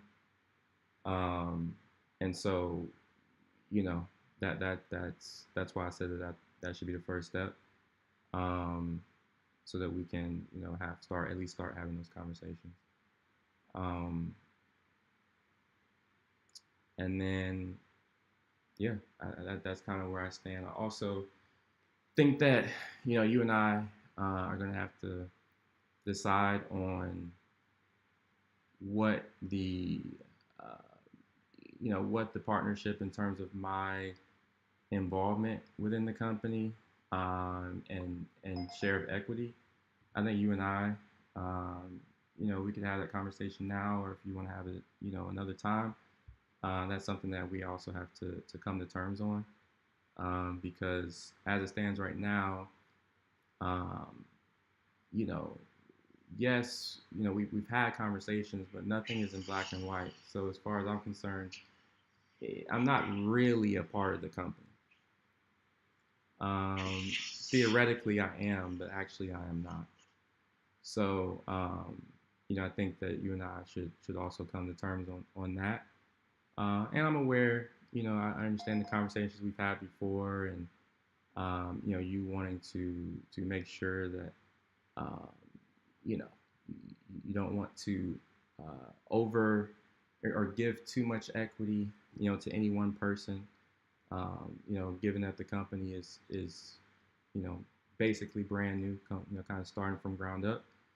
I mean, we have a product, but you know, you know what I'm trying to say. We don't have a partner yet, so that's why I say starting from ground up. But you know, much like what Philip said, I mean, I had already mentioned this to you, but again, he reiterated it on his own account that you know, you and I have very different skill sets, um, and I think that does bode well moving forward for the company, because we can both, you know, solve different, we can fill different roles, very, very different roles. Um, and I know that you believe that the company is a, multi-billion-dollar company. Um, based on everything that we've discussed and essentially what the numbers say, um, theoretically that is true. Okay.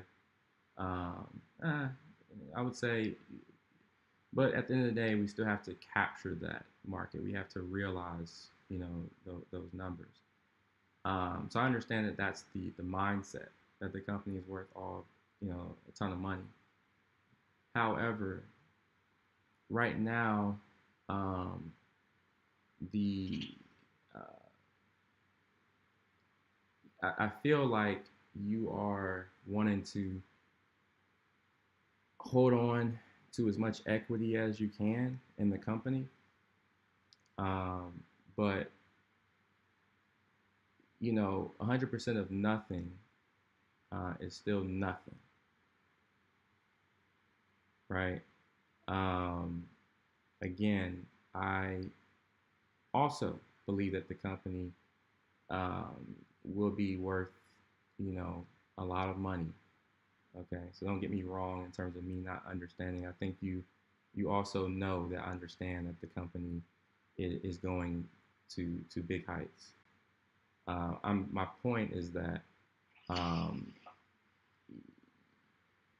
in order for us to really kind of take things to the next level, I think that we're gonna have to decide on what my role and how big my role is going to be within the company. Because I think up to this point, it seems like um, we aren't on the same page in terms of the page there matter. Um, so again, I think we have to come to terms on that, and then also, like I said, um, again, we need to generate small or large that role. I think we should also define that. So honest feedback. So I appreciate that. Almost a week now since I've been with their credit card. Victor, you started breaking up again.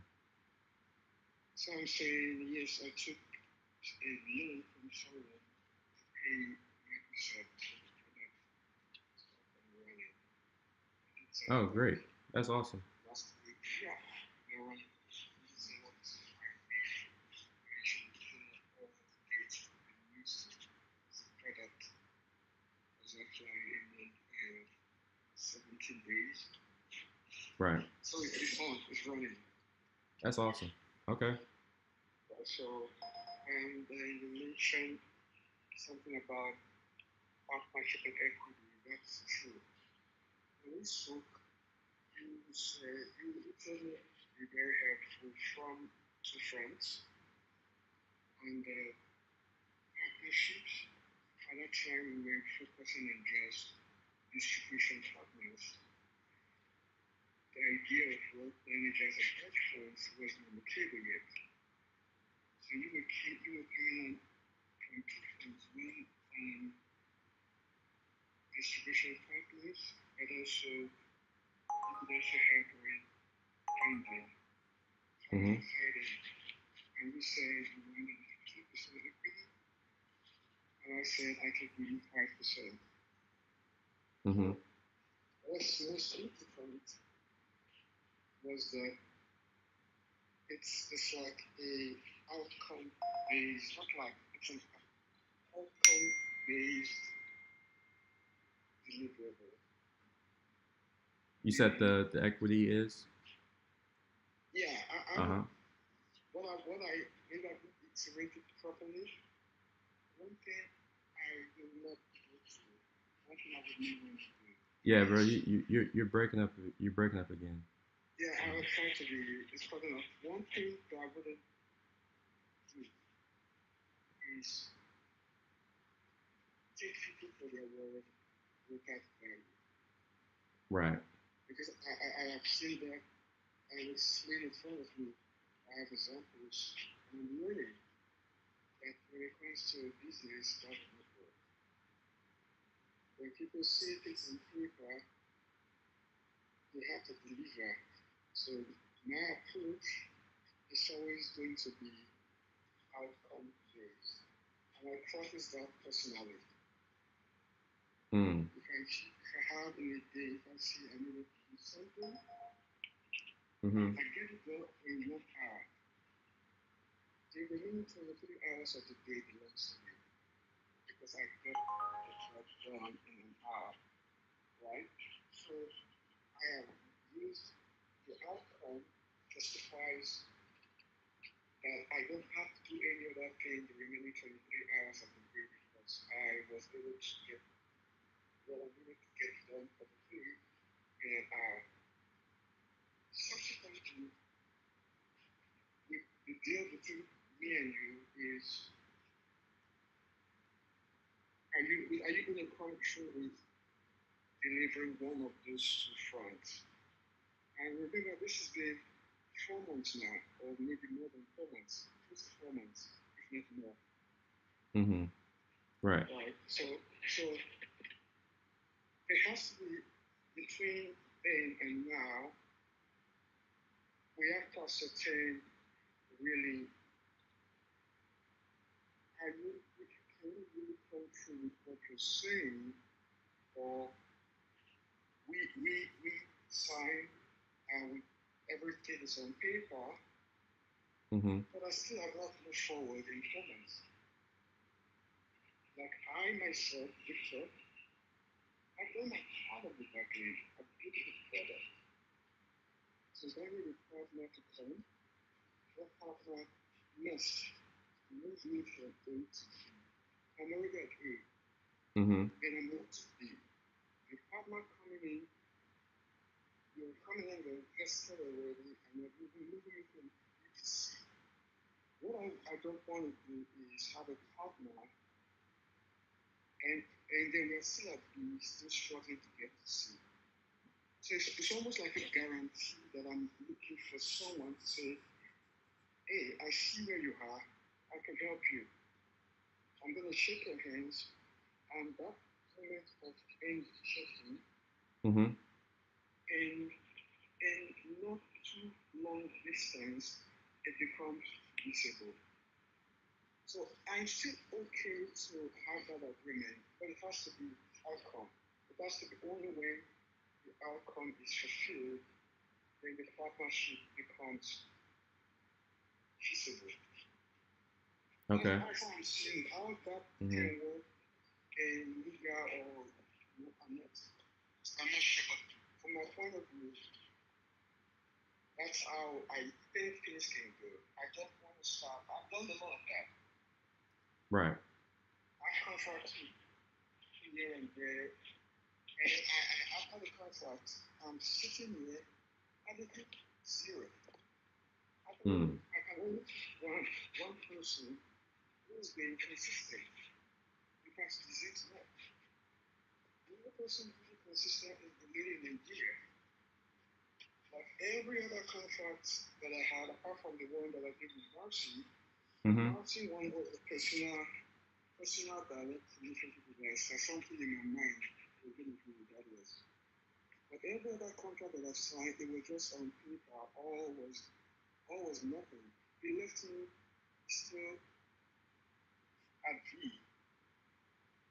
So sorry, I'm not holding on to equity. If someone wants to come help me, you gotta stretch your hands and help. And Right. I want to feel the help.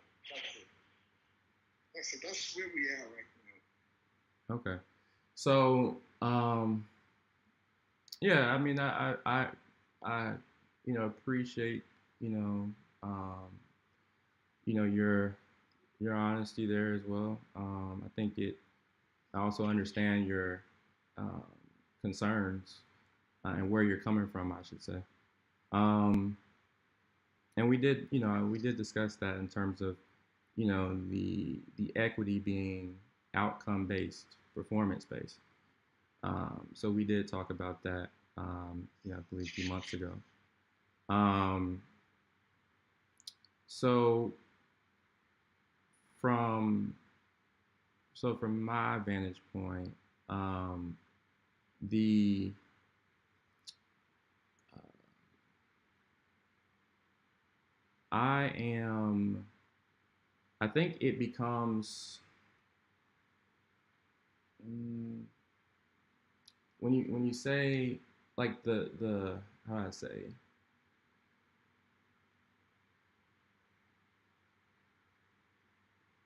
when we don't have a equity agreement in place, right? I'm just gonna it. What happens is it kind of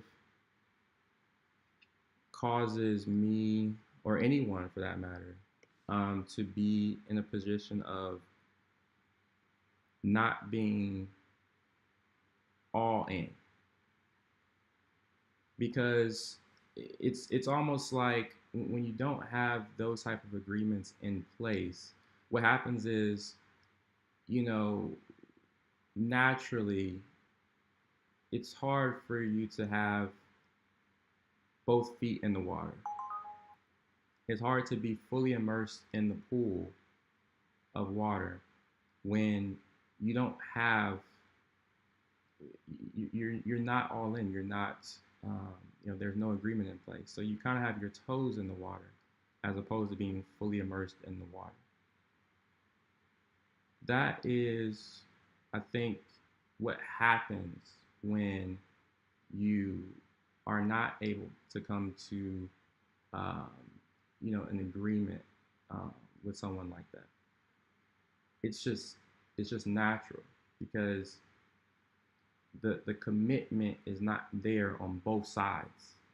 That's why that happens, right? The commitment can be there from one side, but if both sides are not committed, then that is the result. Is we don't have 100% commitment, so um, there isn't 100% commitment to the company because there isn't the trust and the commitment on both sides. Um, However, I think that I do see the value in the company. Of course, I think that's obvious. Uh, considering that I've continued to, you know, work with the company and continue to, really try to push it forward. So, obviously, if I didn't see the value in the company and where I think it could go, then you and I wouldn't even still be talking right now. I think that I also think that with equity being outcome based, again, I understand that because you know I understand where you're coming from in terms of what you said you've dealt with in the past. So I am um, okay with that, but I think what that means, at least for me, is that you said that the equity is outcome based. So if that's true, then the outcomes that I add, right, the outcomes that I'm able to produce. Um, so I wouldn't even say, actually, I wouldn't even say a 50-50 split. I would say that, and you and I have talked about this, because based on their value, then maybe we would, then maybe you would think, right? Because if I'm able to do what I say I'm able to do, then essentially, right, that type of value, that type of equity within the company. So if we want to, um, so I'm fine with us, coming to an outcome performance-based equity split. I think that makes, if that's what you want to do. And I think that we could just, if we can just put that in writing, then I think that's fair. I have no, let me say this. I also believe, right, just to be very transparent here, I also believe that if I can't produce what I say I can produce, then yes, I shouldn't have much equity in the company, if any. I should have next to zero equity in the company, honestly, if I can't do what I say I can do, right? But on the other side of the spectrum, if I can, right, then that outcome becomes extremely valuable. So that's why I think that based on what you've just said, we can definitely make it outcome slash performance based, and we could just put that in writing and we could take it from there. So that is a good way to see it. And I feel don't have a problem with what you just said. Like if you believe you could produce so much, but you need more equity, that's the wrong statement to make. That's fair. What I'm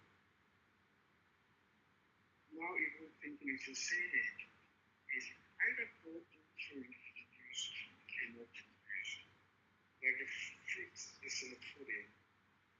You have to see the grain works with beat well. You have to see it to believe. What you Right. see and good to do, if it's not done yet, to me, I got impatience. I think I'm impatient person. And once you say something, like what you said, man, you told me exactly 4 months ago. So why is that not actually transpired? Because there's nothing that will stop you from saying, I'm going to deal in front of you right now, and I'm only going to give you this deal if I get this facility. Period. So you are sounding from a place of how much you could bring. Mm-hmm. When we evaluate that, it can translate to as much equity in the company. I don't want to that. So Right. what's the delay between since we started and today? why would I now even believe what you're saying is true? What if we say, okay, let's shake hands and agree with whatever legal document the both of us have said we can get a deal in December? I don't know. Yeah. So my problem here, my thinking here is about capacity. This 1 month that Microsoft gave us a blackout, it was all about capacity. I didn't know the question. I'm like, why? I mean, this assessment, why? Why do we have this God gift? So this is not it. It's a gift. It never existed before. Never existed before. It's a gift. Why do we have this gift and have zero capacity to run it? That I have to be living month to month, trying to figure out where would the next gift come from.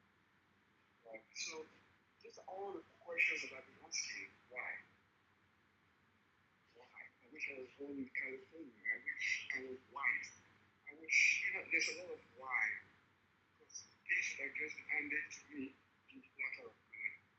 So I don't know who's going to help. If you see the going to help, you got to keep to warrant whatever justifications that you want. And not to surely seek the outcome and justify that.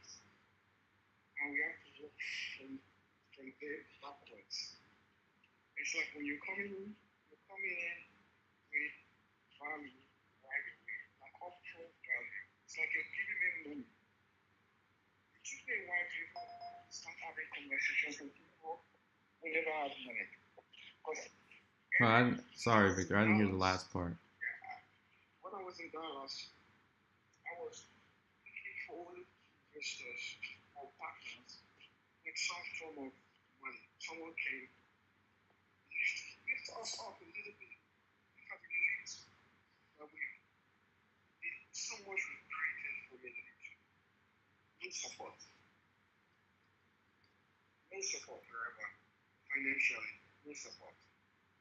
Well, you said when you were in Dallas, you were looking for that financial support and you weren't able to find it.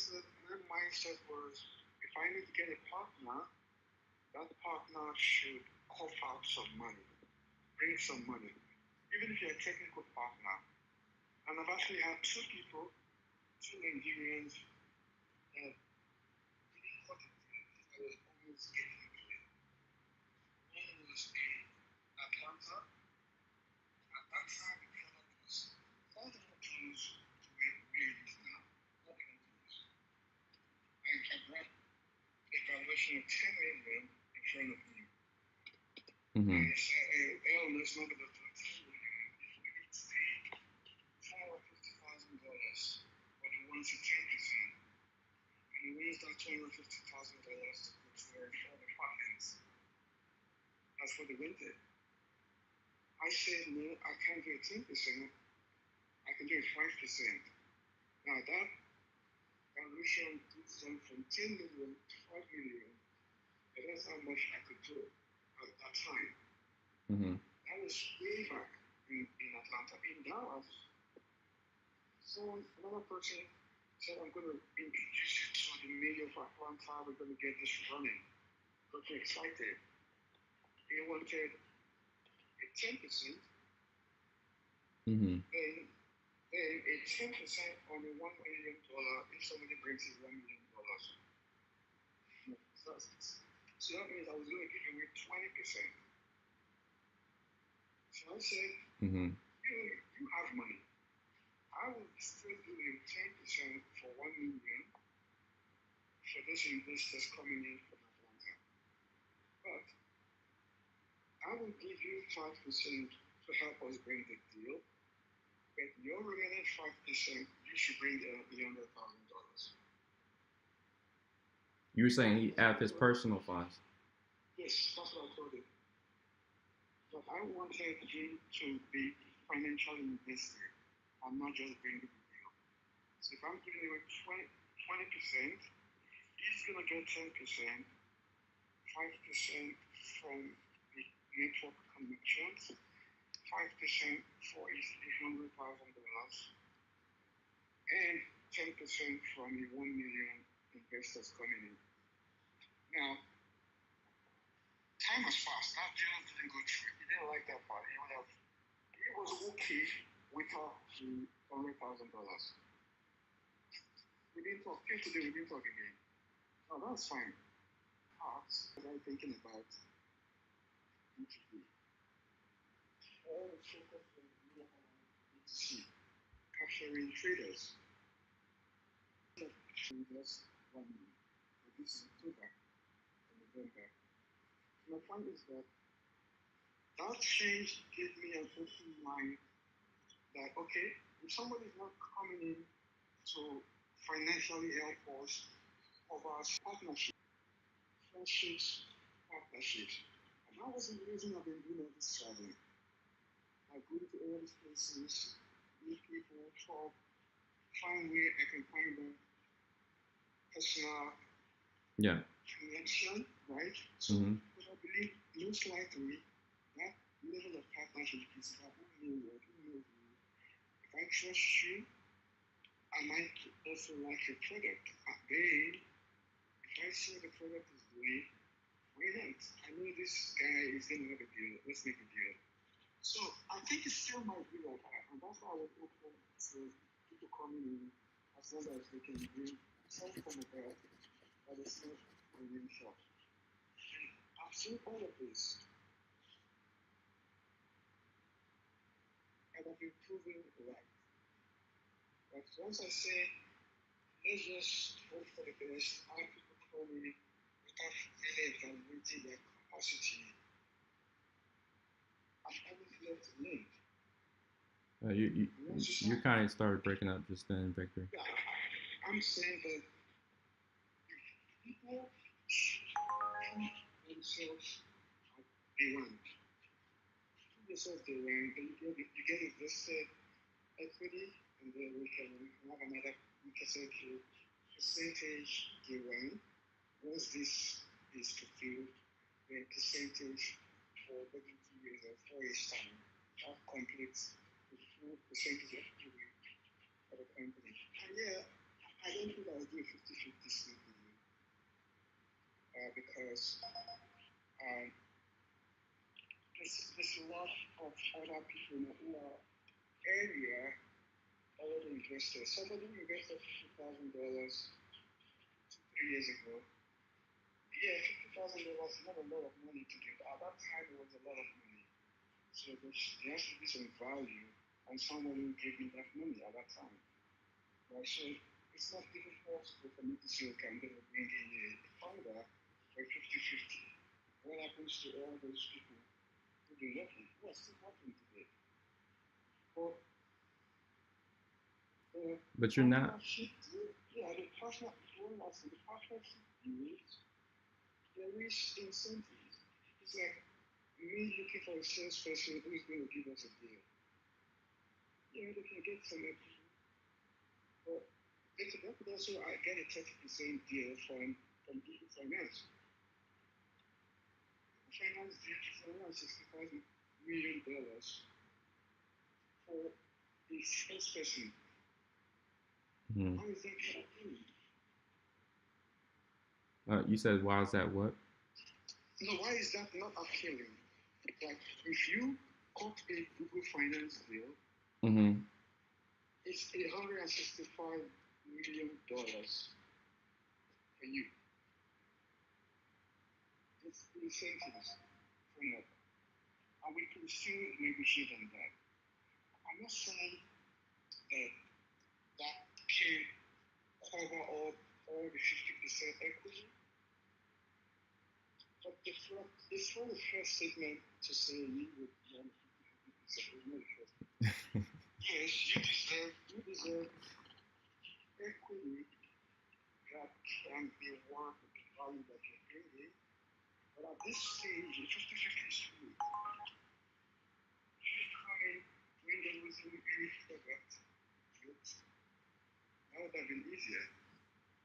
If you had this conversation, I did that. I first opened this company in Oregon. This is not today, but we're trying to do this. First time I opened training neurons, it was called sports neurons. I can give you a bit of history there. I called somebody from my class, a white guy. He's almost like me, from a place of technical, right? Right? We kind of have similar skills, but very technical. And so, you guys very smart. We have been 50-50. So I mean, just about already opened the company. It's 100%. And I called it and I said 50-50, we had an agreement. He was a technical person. He was technical, yeah, it was my class. It was doing a master's program too. Mm. And the white guy was born in America. And we worked for briefly, but I realized that this was my idea. I'm building it. I brought somebody in, but I have no single contribution from this person. What's the point? And I still find myself into this. I did the same thing in January last year, or this year. Call everybody and I gave everybody equity. I'm still sitting alone.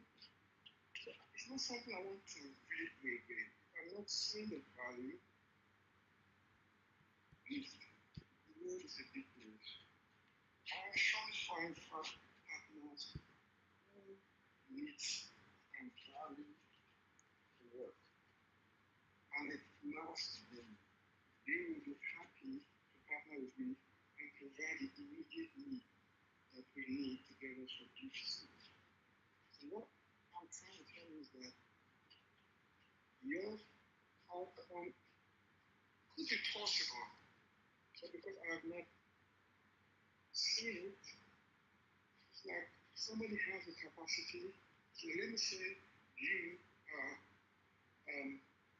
which name is you are Bill Gates' son.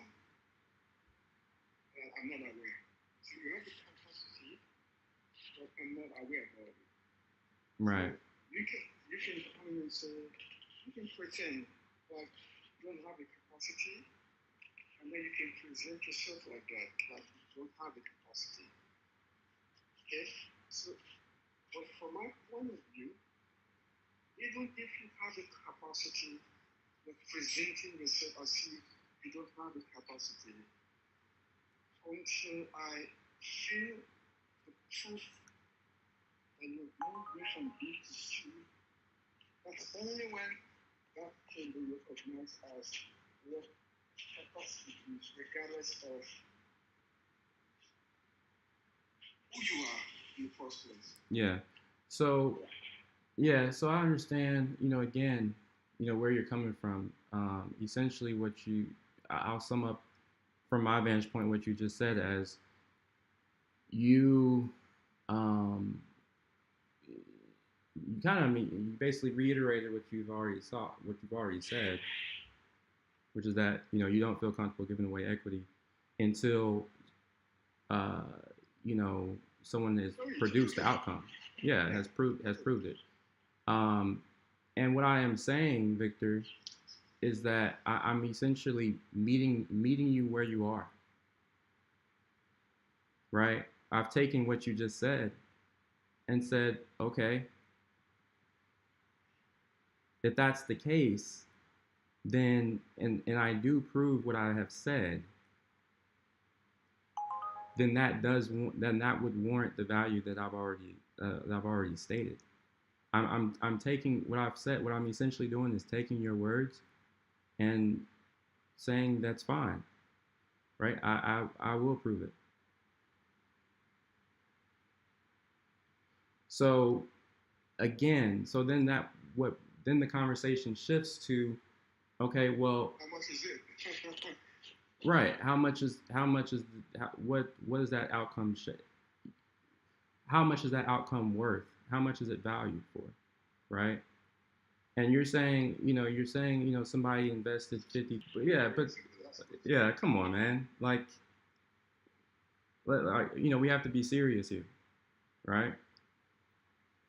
Even with it that being a long time ago, that doesn't compare to what I have already stated that I'm going to do. So what I'm saying is, it's like those are your words at face value. If you want to make it outcome based, that's fine with me. We can make it outcome based. I'm just saying the outcome would warrant a very high value. Okay, let's do this. I will put it in writing what you want. Well, okay. Will be produced and what time it will take to produce. Okay. In terms of take the time. I'm drafting. Yeah. So the outcome. So me drafting what the outcome would be, and that on. I'm trying to give you so you can be more free to state exactly what you believe yourself. Instead of me telling you, you are stating what you believe you can bring and writing, what you need in return, and also when would you, in your mind, when do you think it can be delivered to get the outcome?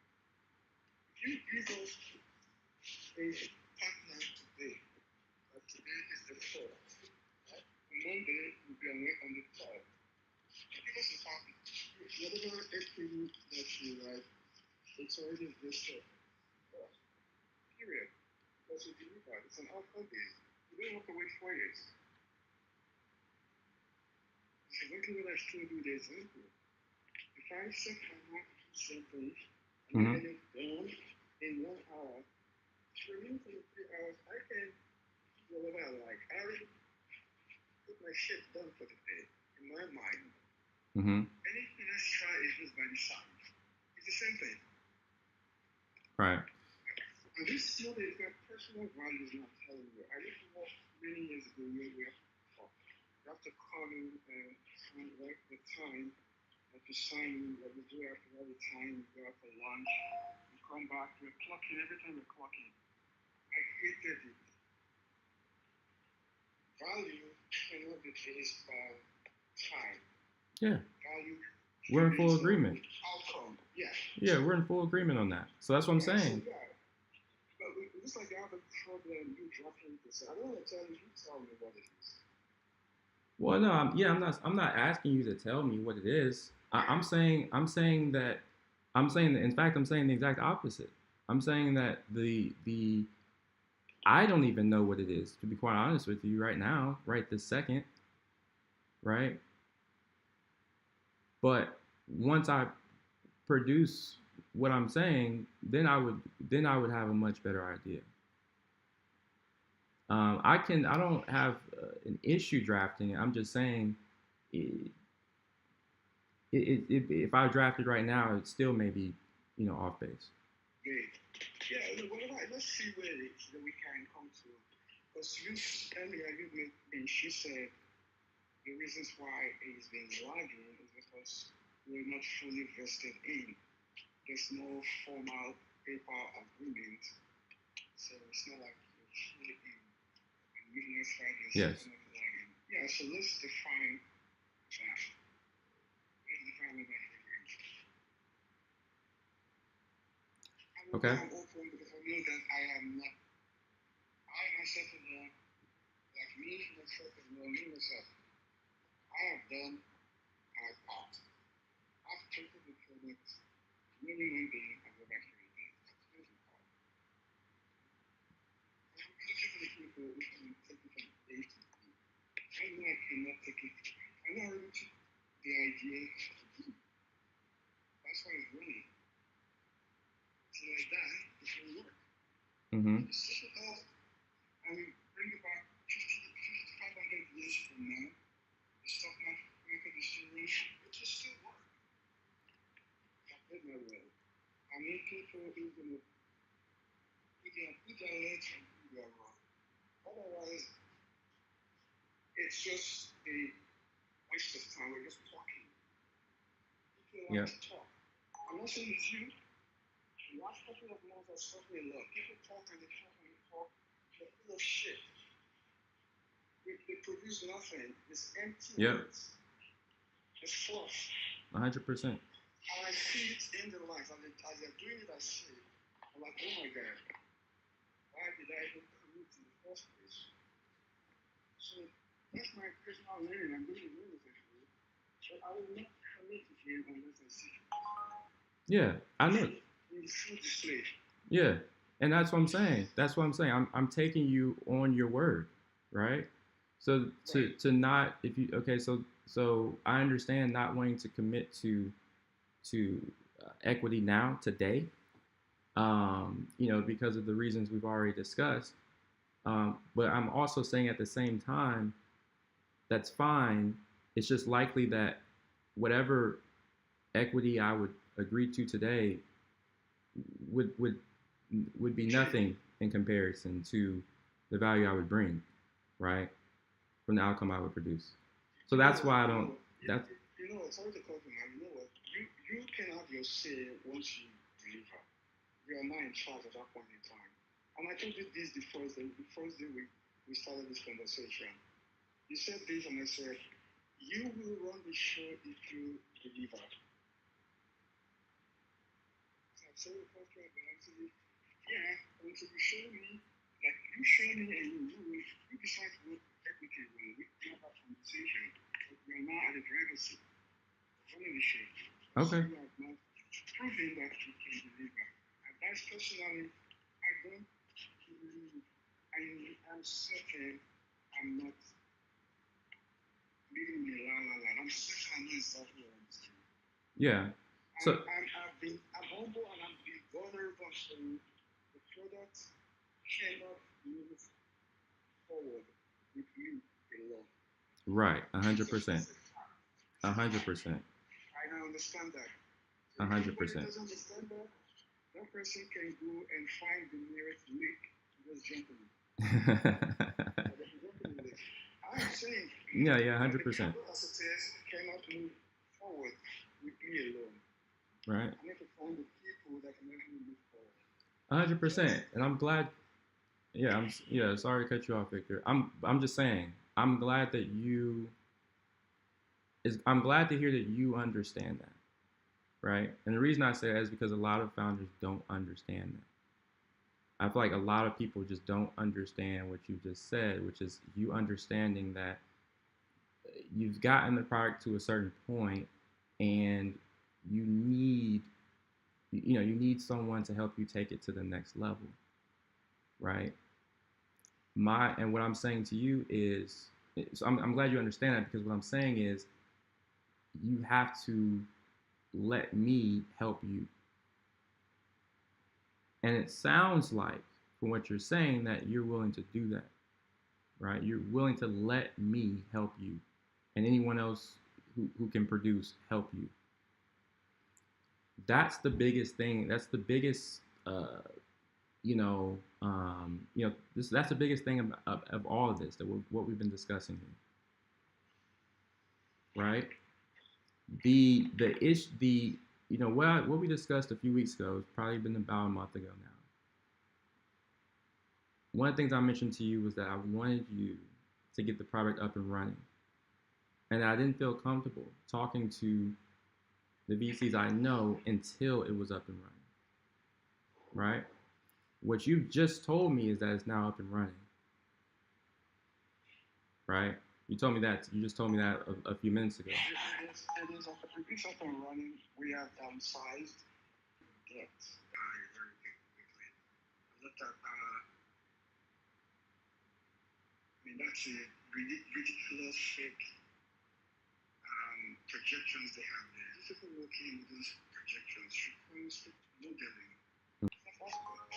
Yeah. Just a ridiculous financial model they have there. But that was a wake-up call to say, let's start removing resources not needed today and keep just the core.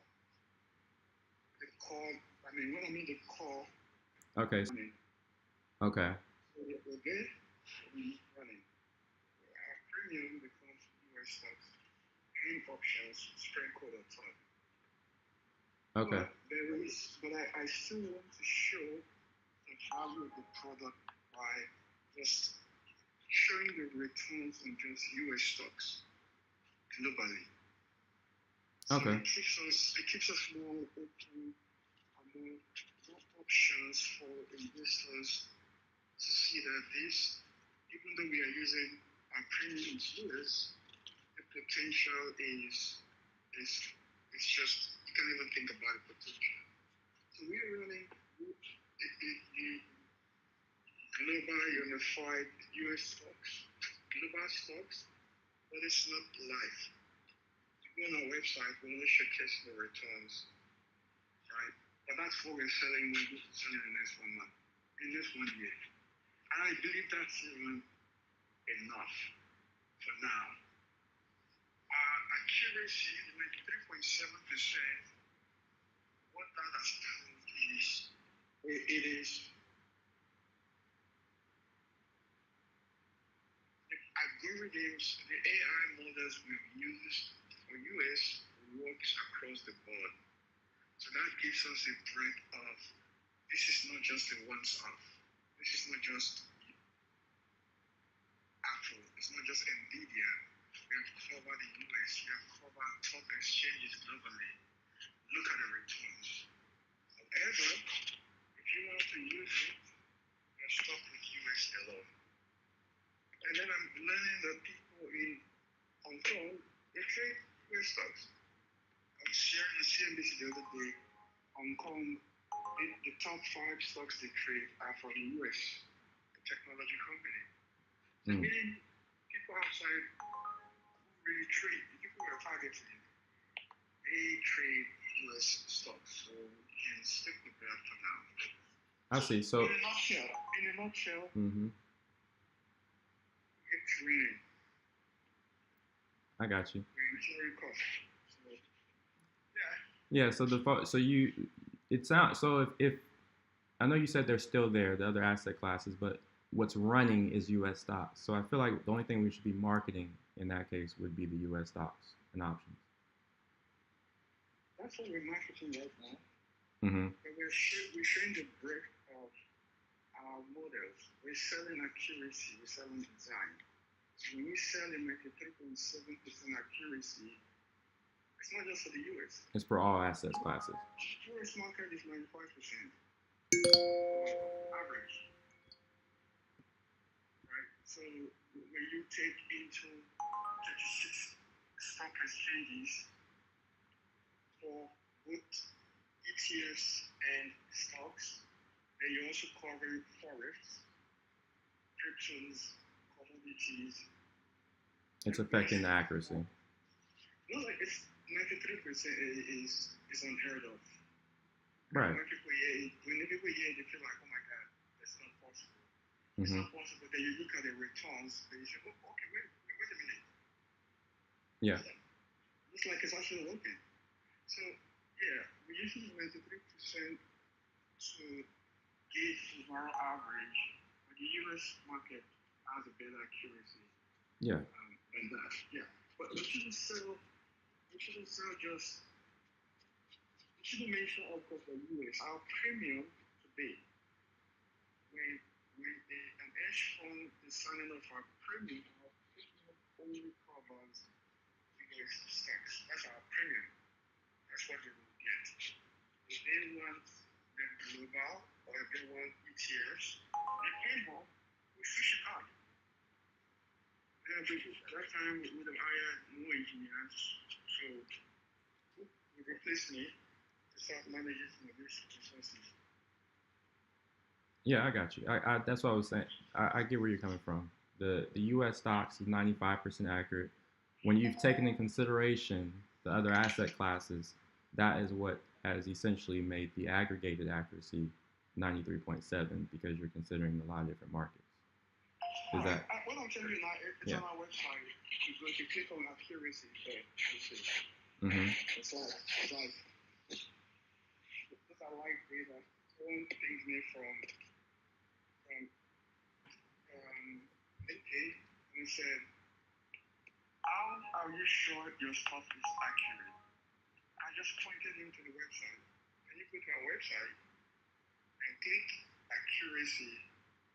You will see a dashboard there. That's fine.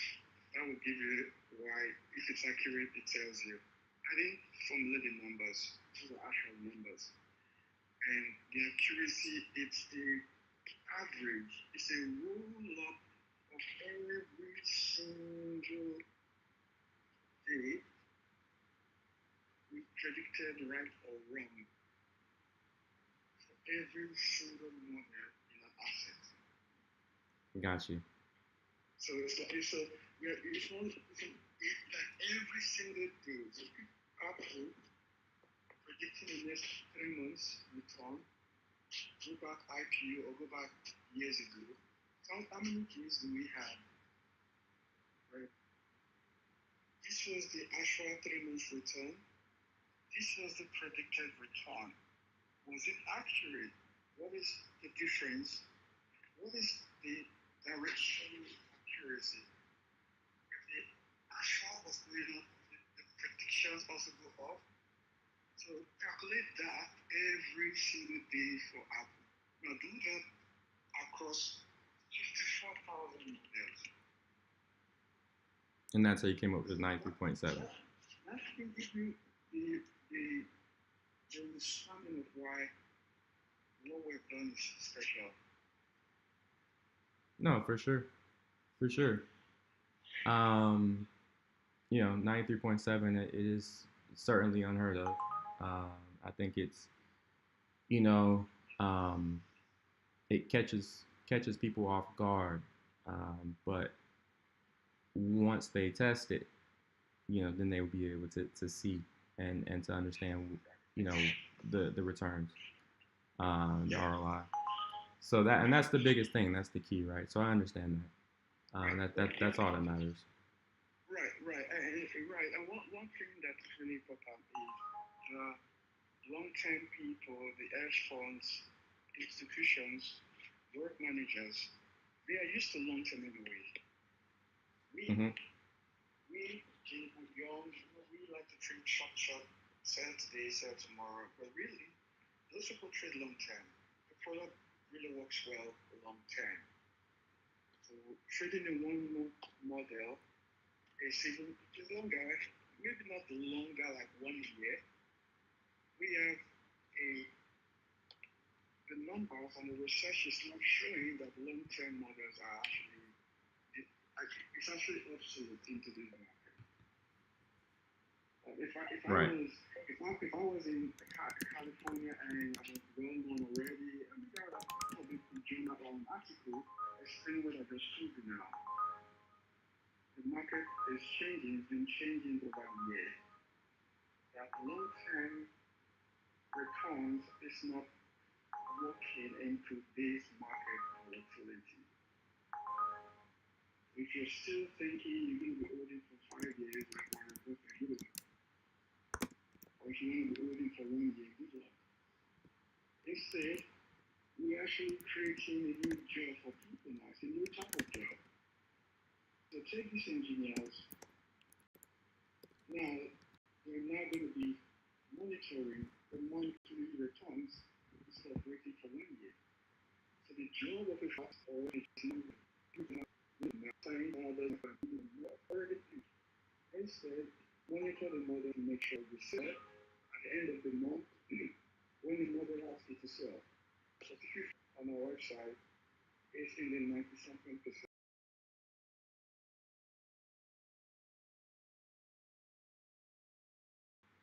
Again, the 93% I'm telling you is predicting, go back 5 months ago for Apple, for all the stocks, and predicting, take the current price at that day, take the closing price of that day, and use the model and predict. What would you get? And you calculate their trend dates. Those returns will still be consistent. So we went offline for one of those. I went back and I used predicting. I just take the number. What was the price 1 month ago? Just predict. Same thing. So we were able to predict and generate our predictions. We still see a consistent outcome. So it's not a matter of have you used it. It's just follow what the mother is saying. That's all. Period. And many times and times again, it's hard to follow. Even myself. Yeah. Because I see no more so that I can just buy it. All right, so I gotta get Victor to stop talking. So, but Yeah. You need people to be dedicated and say, take all these smart people who this job, treat them this way, so you can make a 200% return instead of making a 5% every period. That's it. It works. Yeah. It works. Anyway. All right. So we've spoken a lot. Mm-hmm. I'm saying, I'm giving us the opportunity here. I want you to help me to get shit done. Yeah. Sorry, I'm using the swear word. No, 100%. I'm also not a fan. I have to learn. To call fluffing immediately. Sometimes I allow people to take time. When I do their fluffing, Mm-hmm. I have to learn to just call it as quickly as possible. This is a way to then we wait, and then it's all this time. We both know this is the time. We do nowhere. It's like a relationship. You know you're not gonna marry this girl. Why sleeping with her? Yeah. I just let her go. Let you go. Stop. Yeah. Simple. Well, yeah, like I said, and like we both, I think we're on the same page in terms of,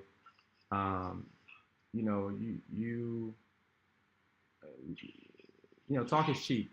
It doesn't mean anything, right? Talk is cheap, and the way you or myself might think a situation looks, or what we think the other is doing or working on, or what the other can do or not do, that's cheap as well, right? No, this is not you alone. Everybody's in question now. Yeah. Yeah. This 1 month was, I'm sorry to quote you guys, this 1 month, it was a wake-up call for me. Oh my God. This is a wake-up call. Everybody's successful. Everything. The only person that has been consistent from day one, second minute, he's been consistent day one. It's the developer, right? Yeah, he's the only one I can say as invested like me. Okay. Yeah, he's the only one I can say. Yeah. Okay. Well, let's do this. Let's do this, Victor. So you did say, like I said, you let me know today that at least the U.S. stocks are back up and running. So we can at least work with that. Again, that's based on the conversation we had about a month ago. So I'll speak with the people that I need to speak with, and do what I need to do on my end. Again, in terms of everything being outcome performance based, I'm just to reiterate, I'm taking you for your word on that, and saying that's 100% fine with me. I just know that the value that I bring should be. Let's put it on paper, man. Put it on paper. Tell me what you want. Okay. And again, I'm just, again, I like to speak very freely and transparent with you. It's not about, me, again, thinking. It's not about thoughts or feelings or emotions or whatever. This is just me being, we're just talking business, right? So like, that's all that's what this is, so that's why. And don't get me wrong. What you're saying here, I wish this was like 8 years ago. Absolutely. How can you do it 50-50? Absolutely. So that kind of nothing has reviewed.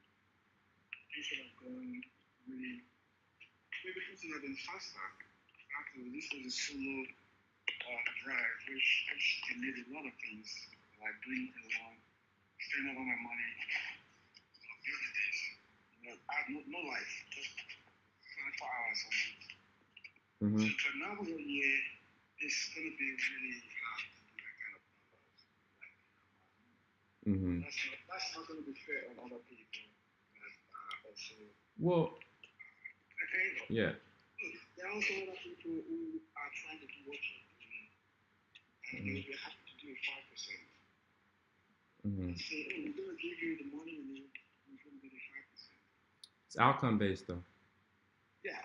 Right. Yeah, we're going to do how much? 50 million that we give you. They want 55% of the company. I would take that deal because that person is stretching their hands, and that money will help us fulfill the vision. What so many. You said someone invested 55 million. I'm saying there are other people out there who are saying exactly this. We're gonna give you 50 million for your ask, which is what we're asking for a 5-year runway. Mm-hmm. So we're gonna get a 5% equity. I'll get a 5% of that money as well. Mm-hmm. So equity can be diluted, Victor. So you know that. I understand that. Yeah. I understand that. So just because you or myself or whoever would have, quote unquote, a lot of equity in the company doesn't mean it wouldn't be diluted for the sake of the company to help it continue to grow and move forward, right? Diluted, in other words, diluted for someone who is deserving of part of their equity, right? Right.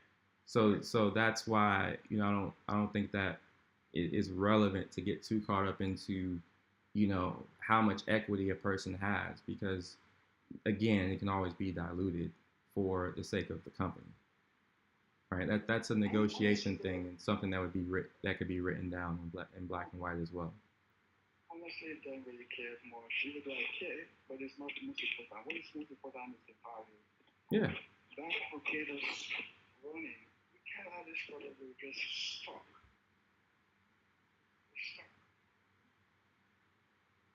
Because I found that in my country, I'm like, this is not a positive year. Right? Right? Unless somebody gives me money and says, okay, we don't believe in this product, then we believe, I just want to give this money to trade. Mm-hmm. Okay? Give me that. Then I'm going to ask how much. You know, not $8,000, not 5,000, not 50,000. I know I'm going to trade it and set it. I know I'm going to pay. But yeah, I know we talked about that before. $1 million. Mm-hmm.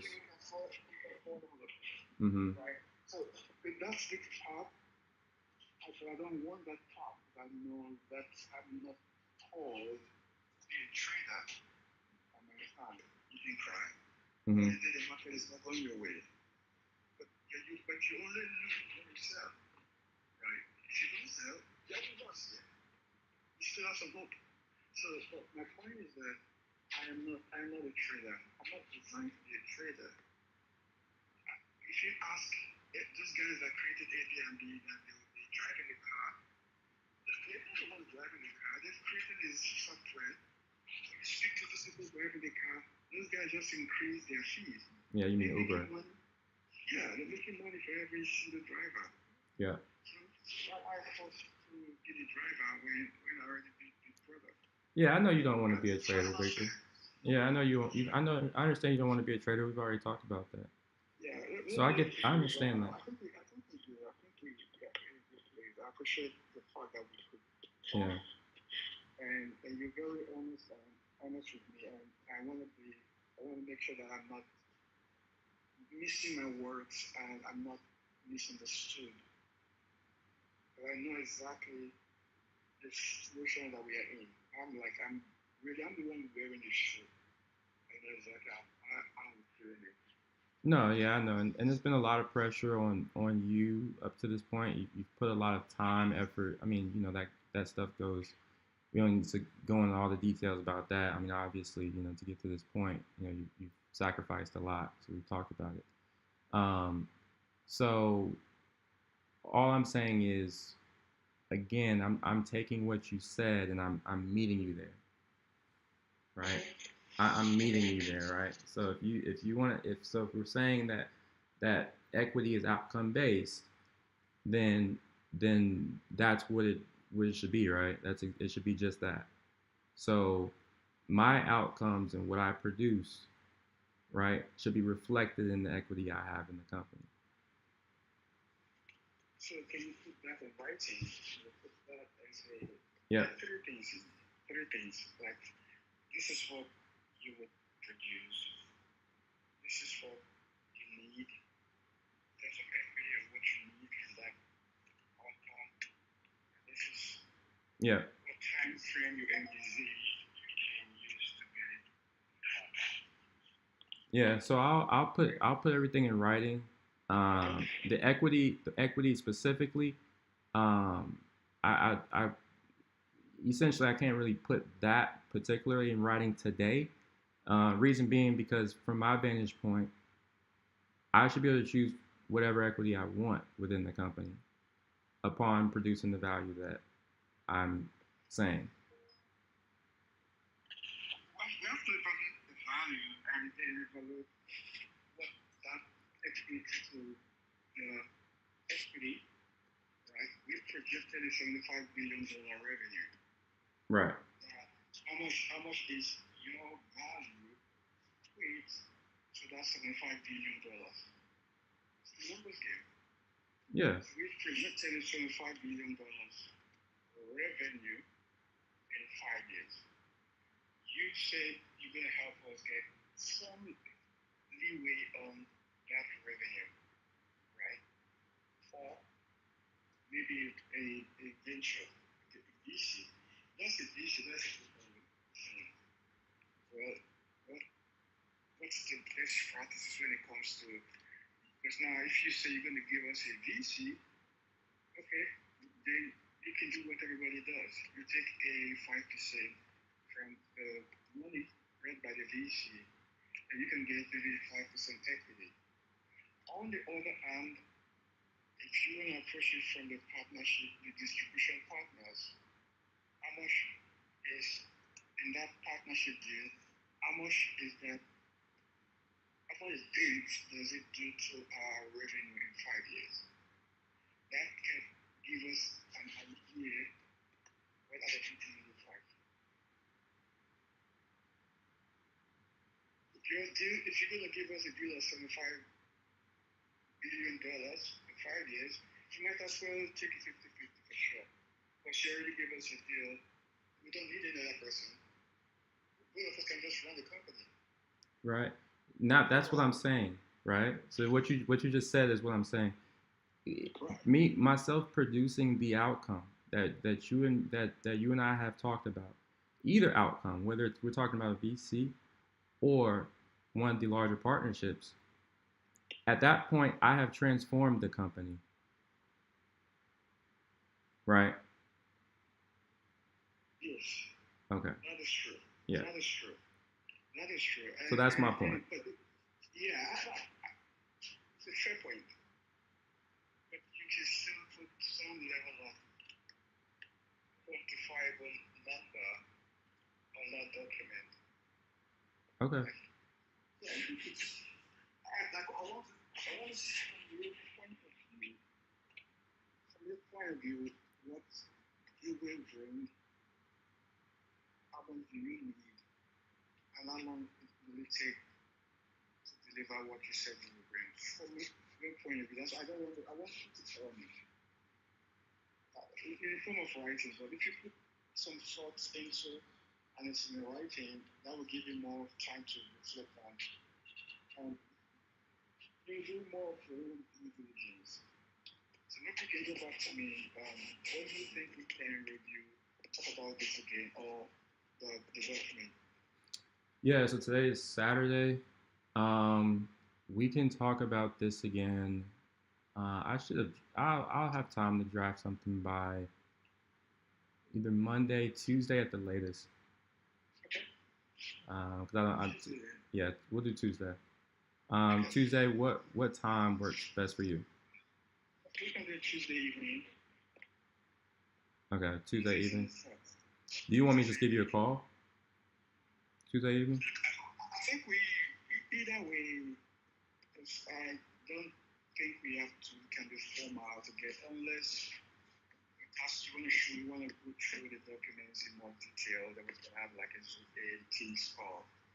Okay. So we can start with a call, then I can review the document and we can then come back up. Either way, Okay. flexible. Yeah. I'll just have sent it to you by Tuesday then. How about that? Right. Right. I'll have sent it to you by Tuesday. We can just do it today. Thank you very much, man. All right. All right. Thanks, man. All right. Enjoy your Atlanta.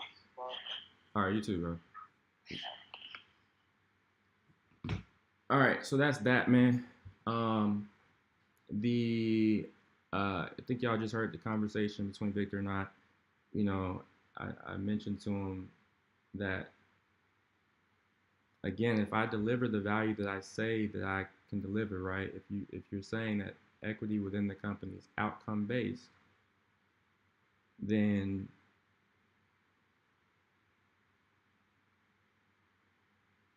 whether I bring a VC or whether I close a partnership, at that point, I have transformed the company, as I just said to him, right? Like I have taken the company to another level, right?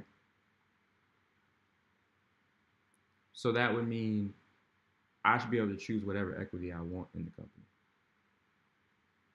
right? From zero to anywhere from between 0 and, I don't know, 99% of the company, for that matter, right? So that's where we are. That's what I was trying. That's what I think I made my point to him, and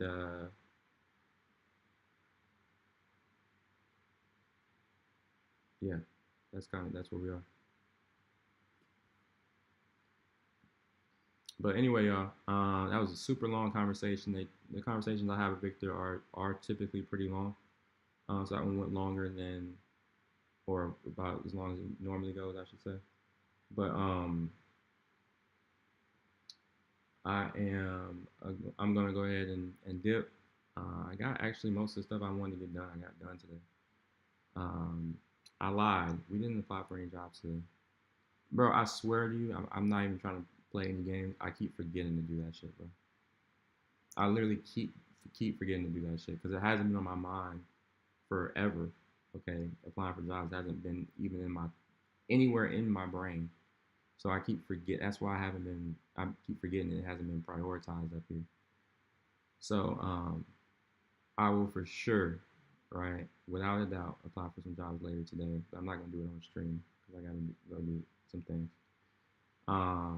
But yeah, man, like me bringing a VC or closing a partnership, I have at that point I have transformed the company. It has gone from 0 to 100, right?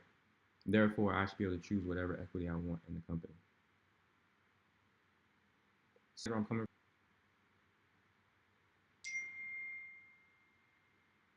So, yeah, just.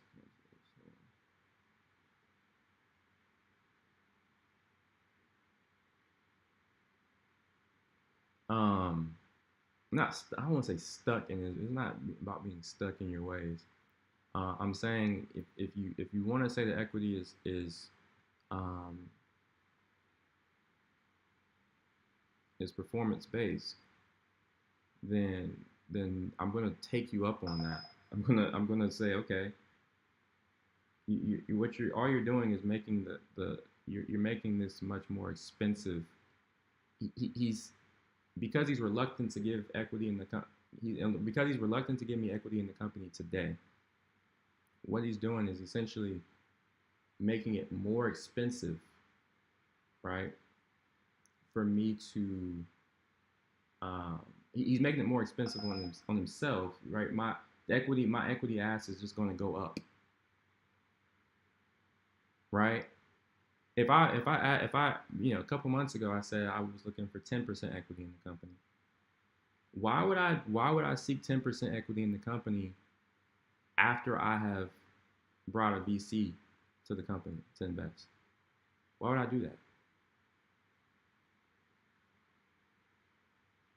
Why would I do that? So anyway, I think y'all get the point. I'm not gonna drag it. I gotta go. I gotta dip. Go do some Uber, right?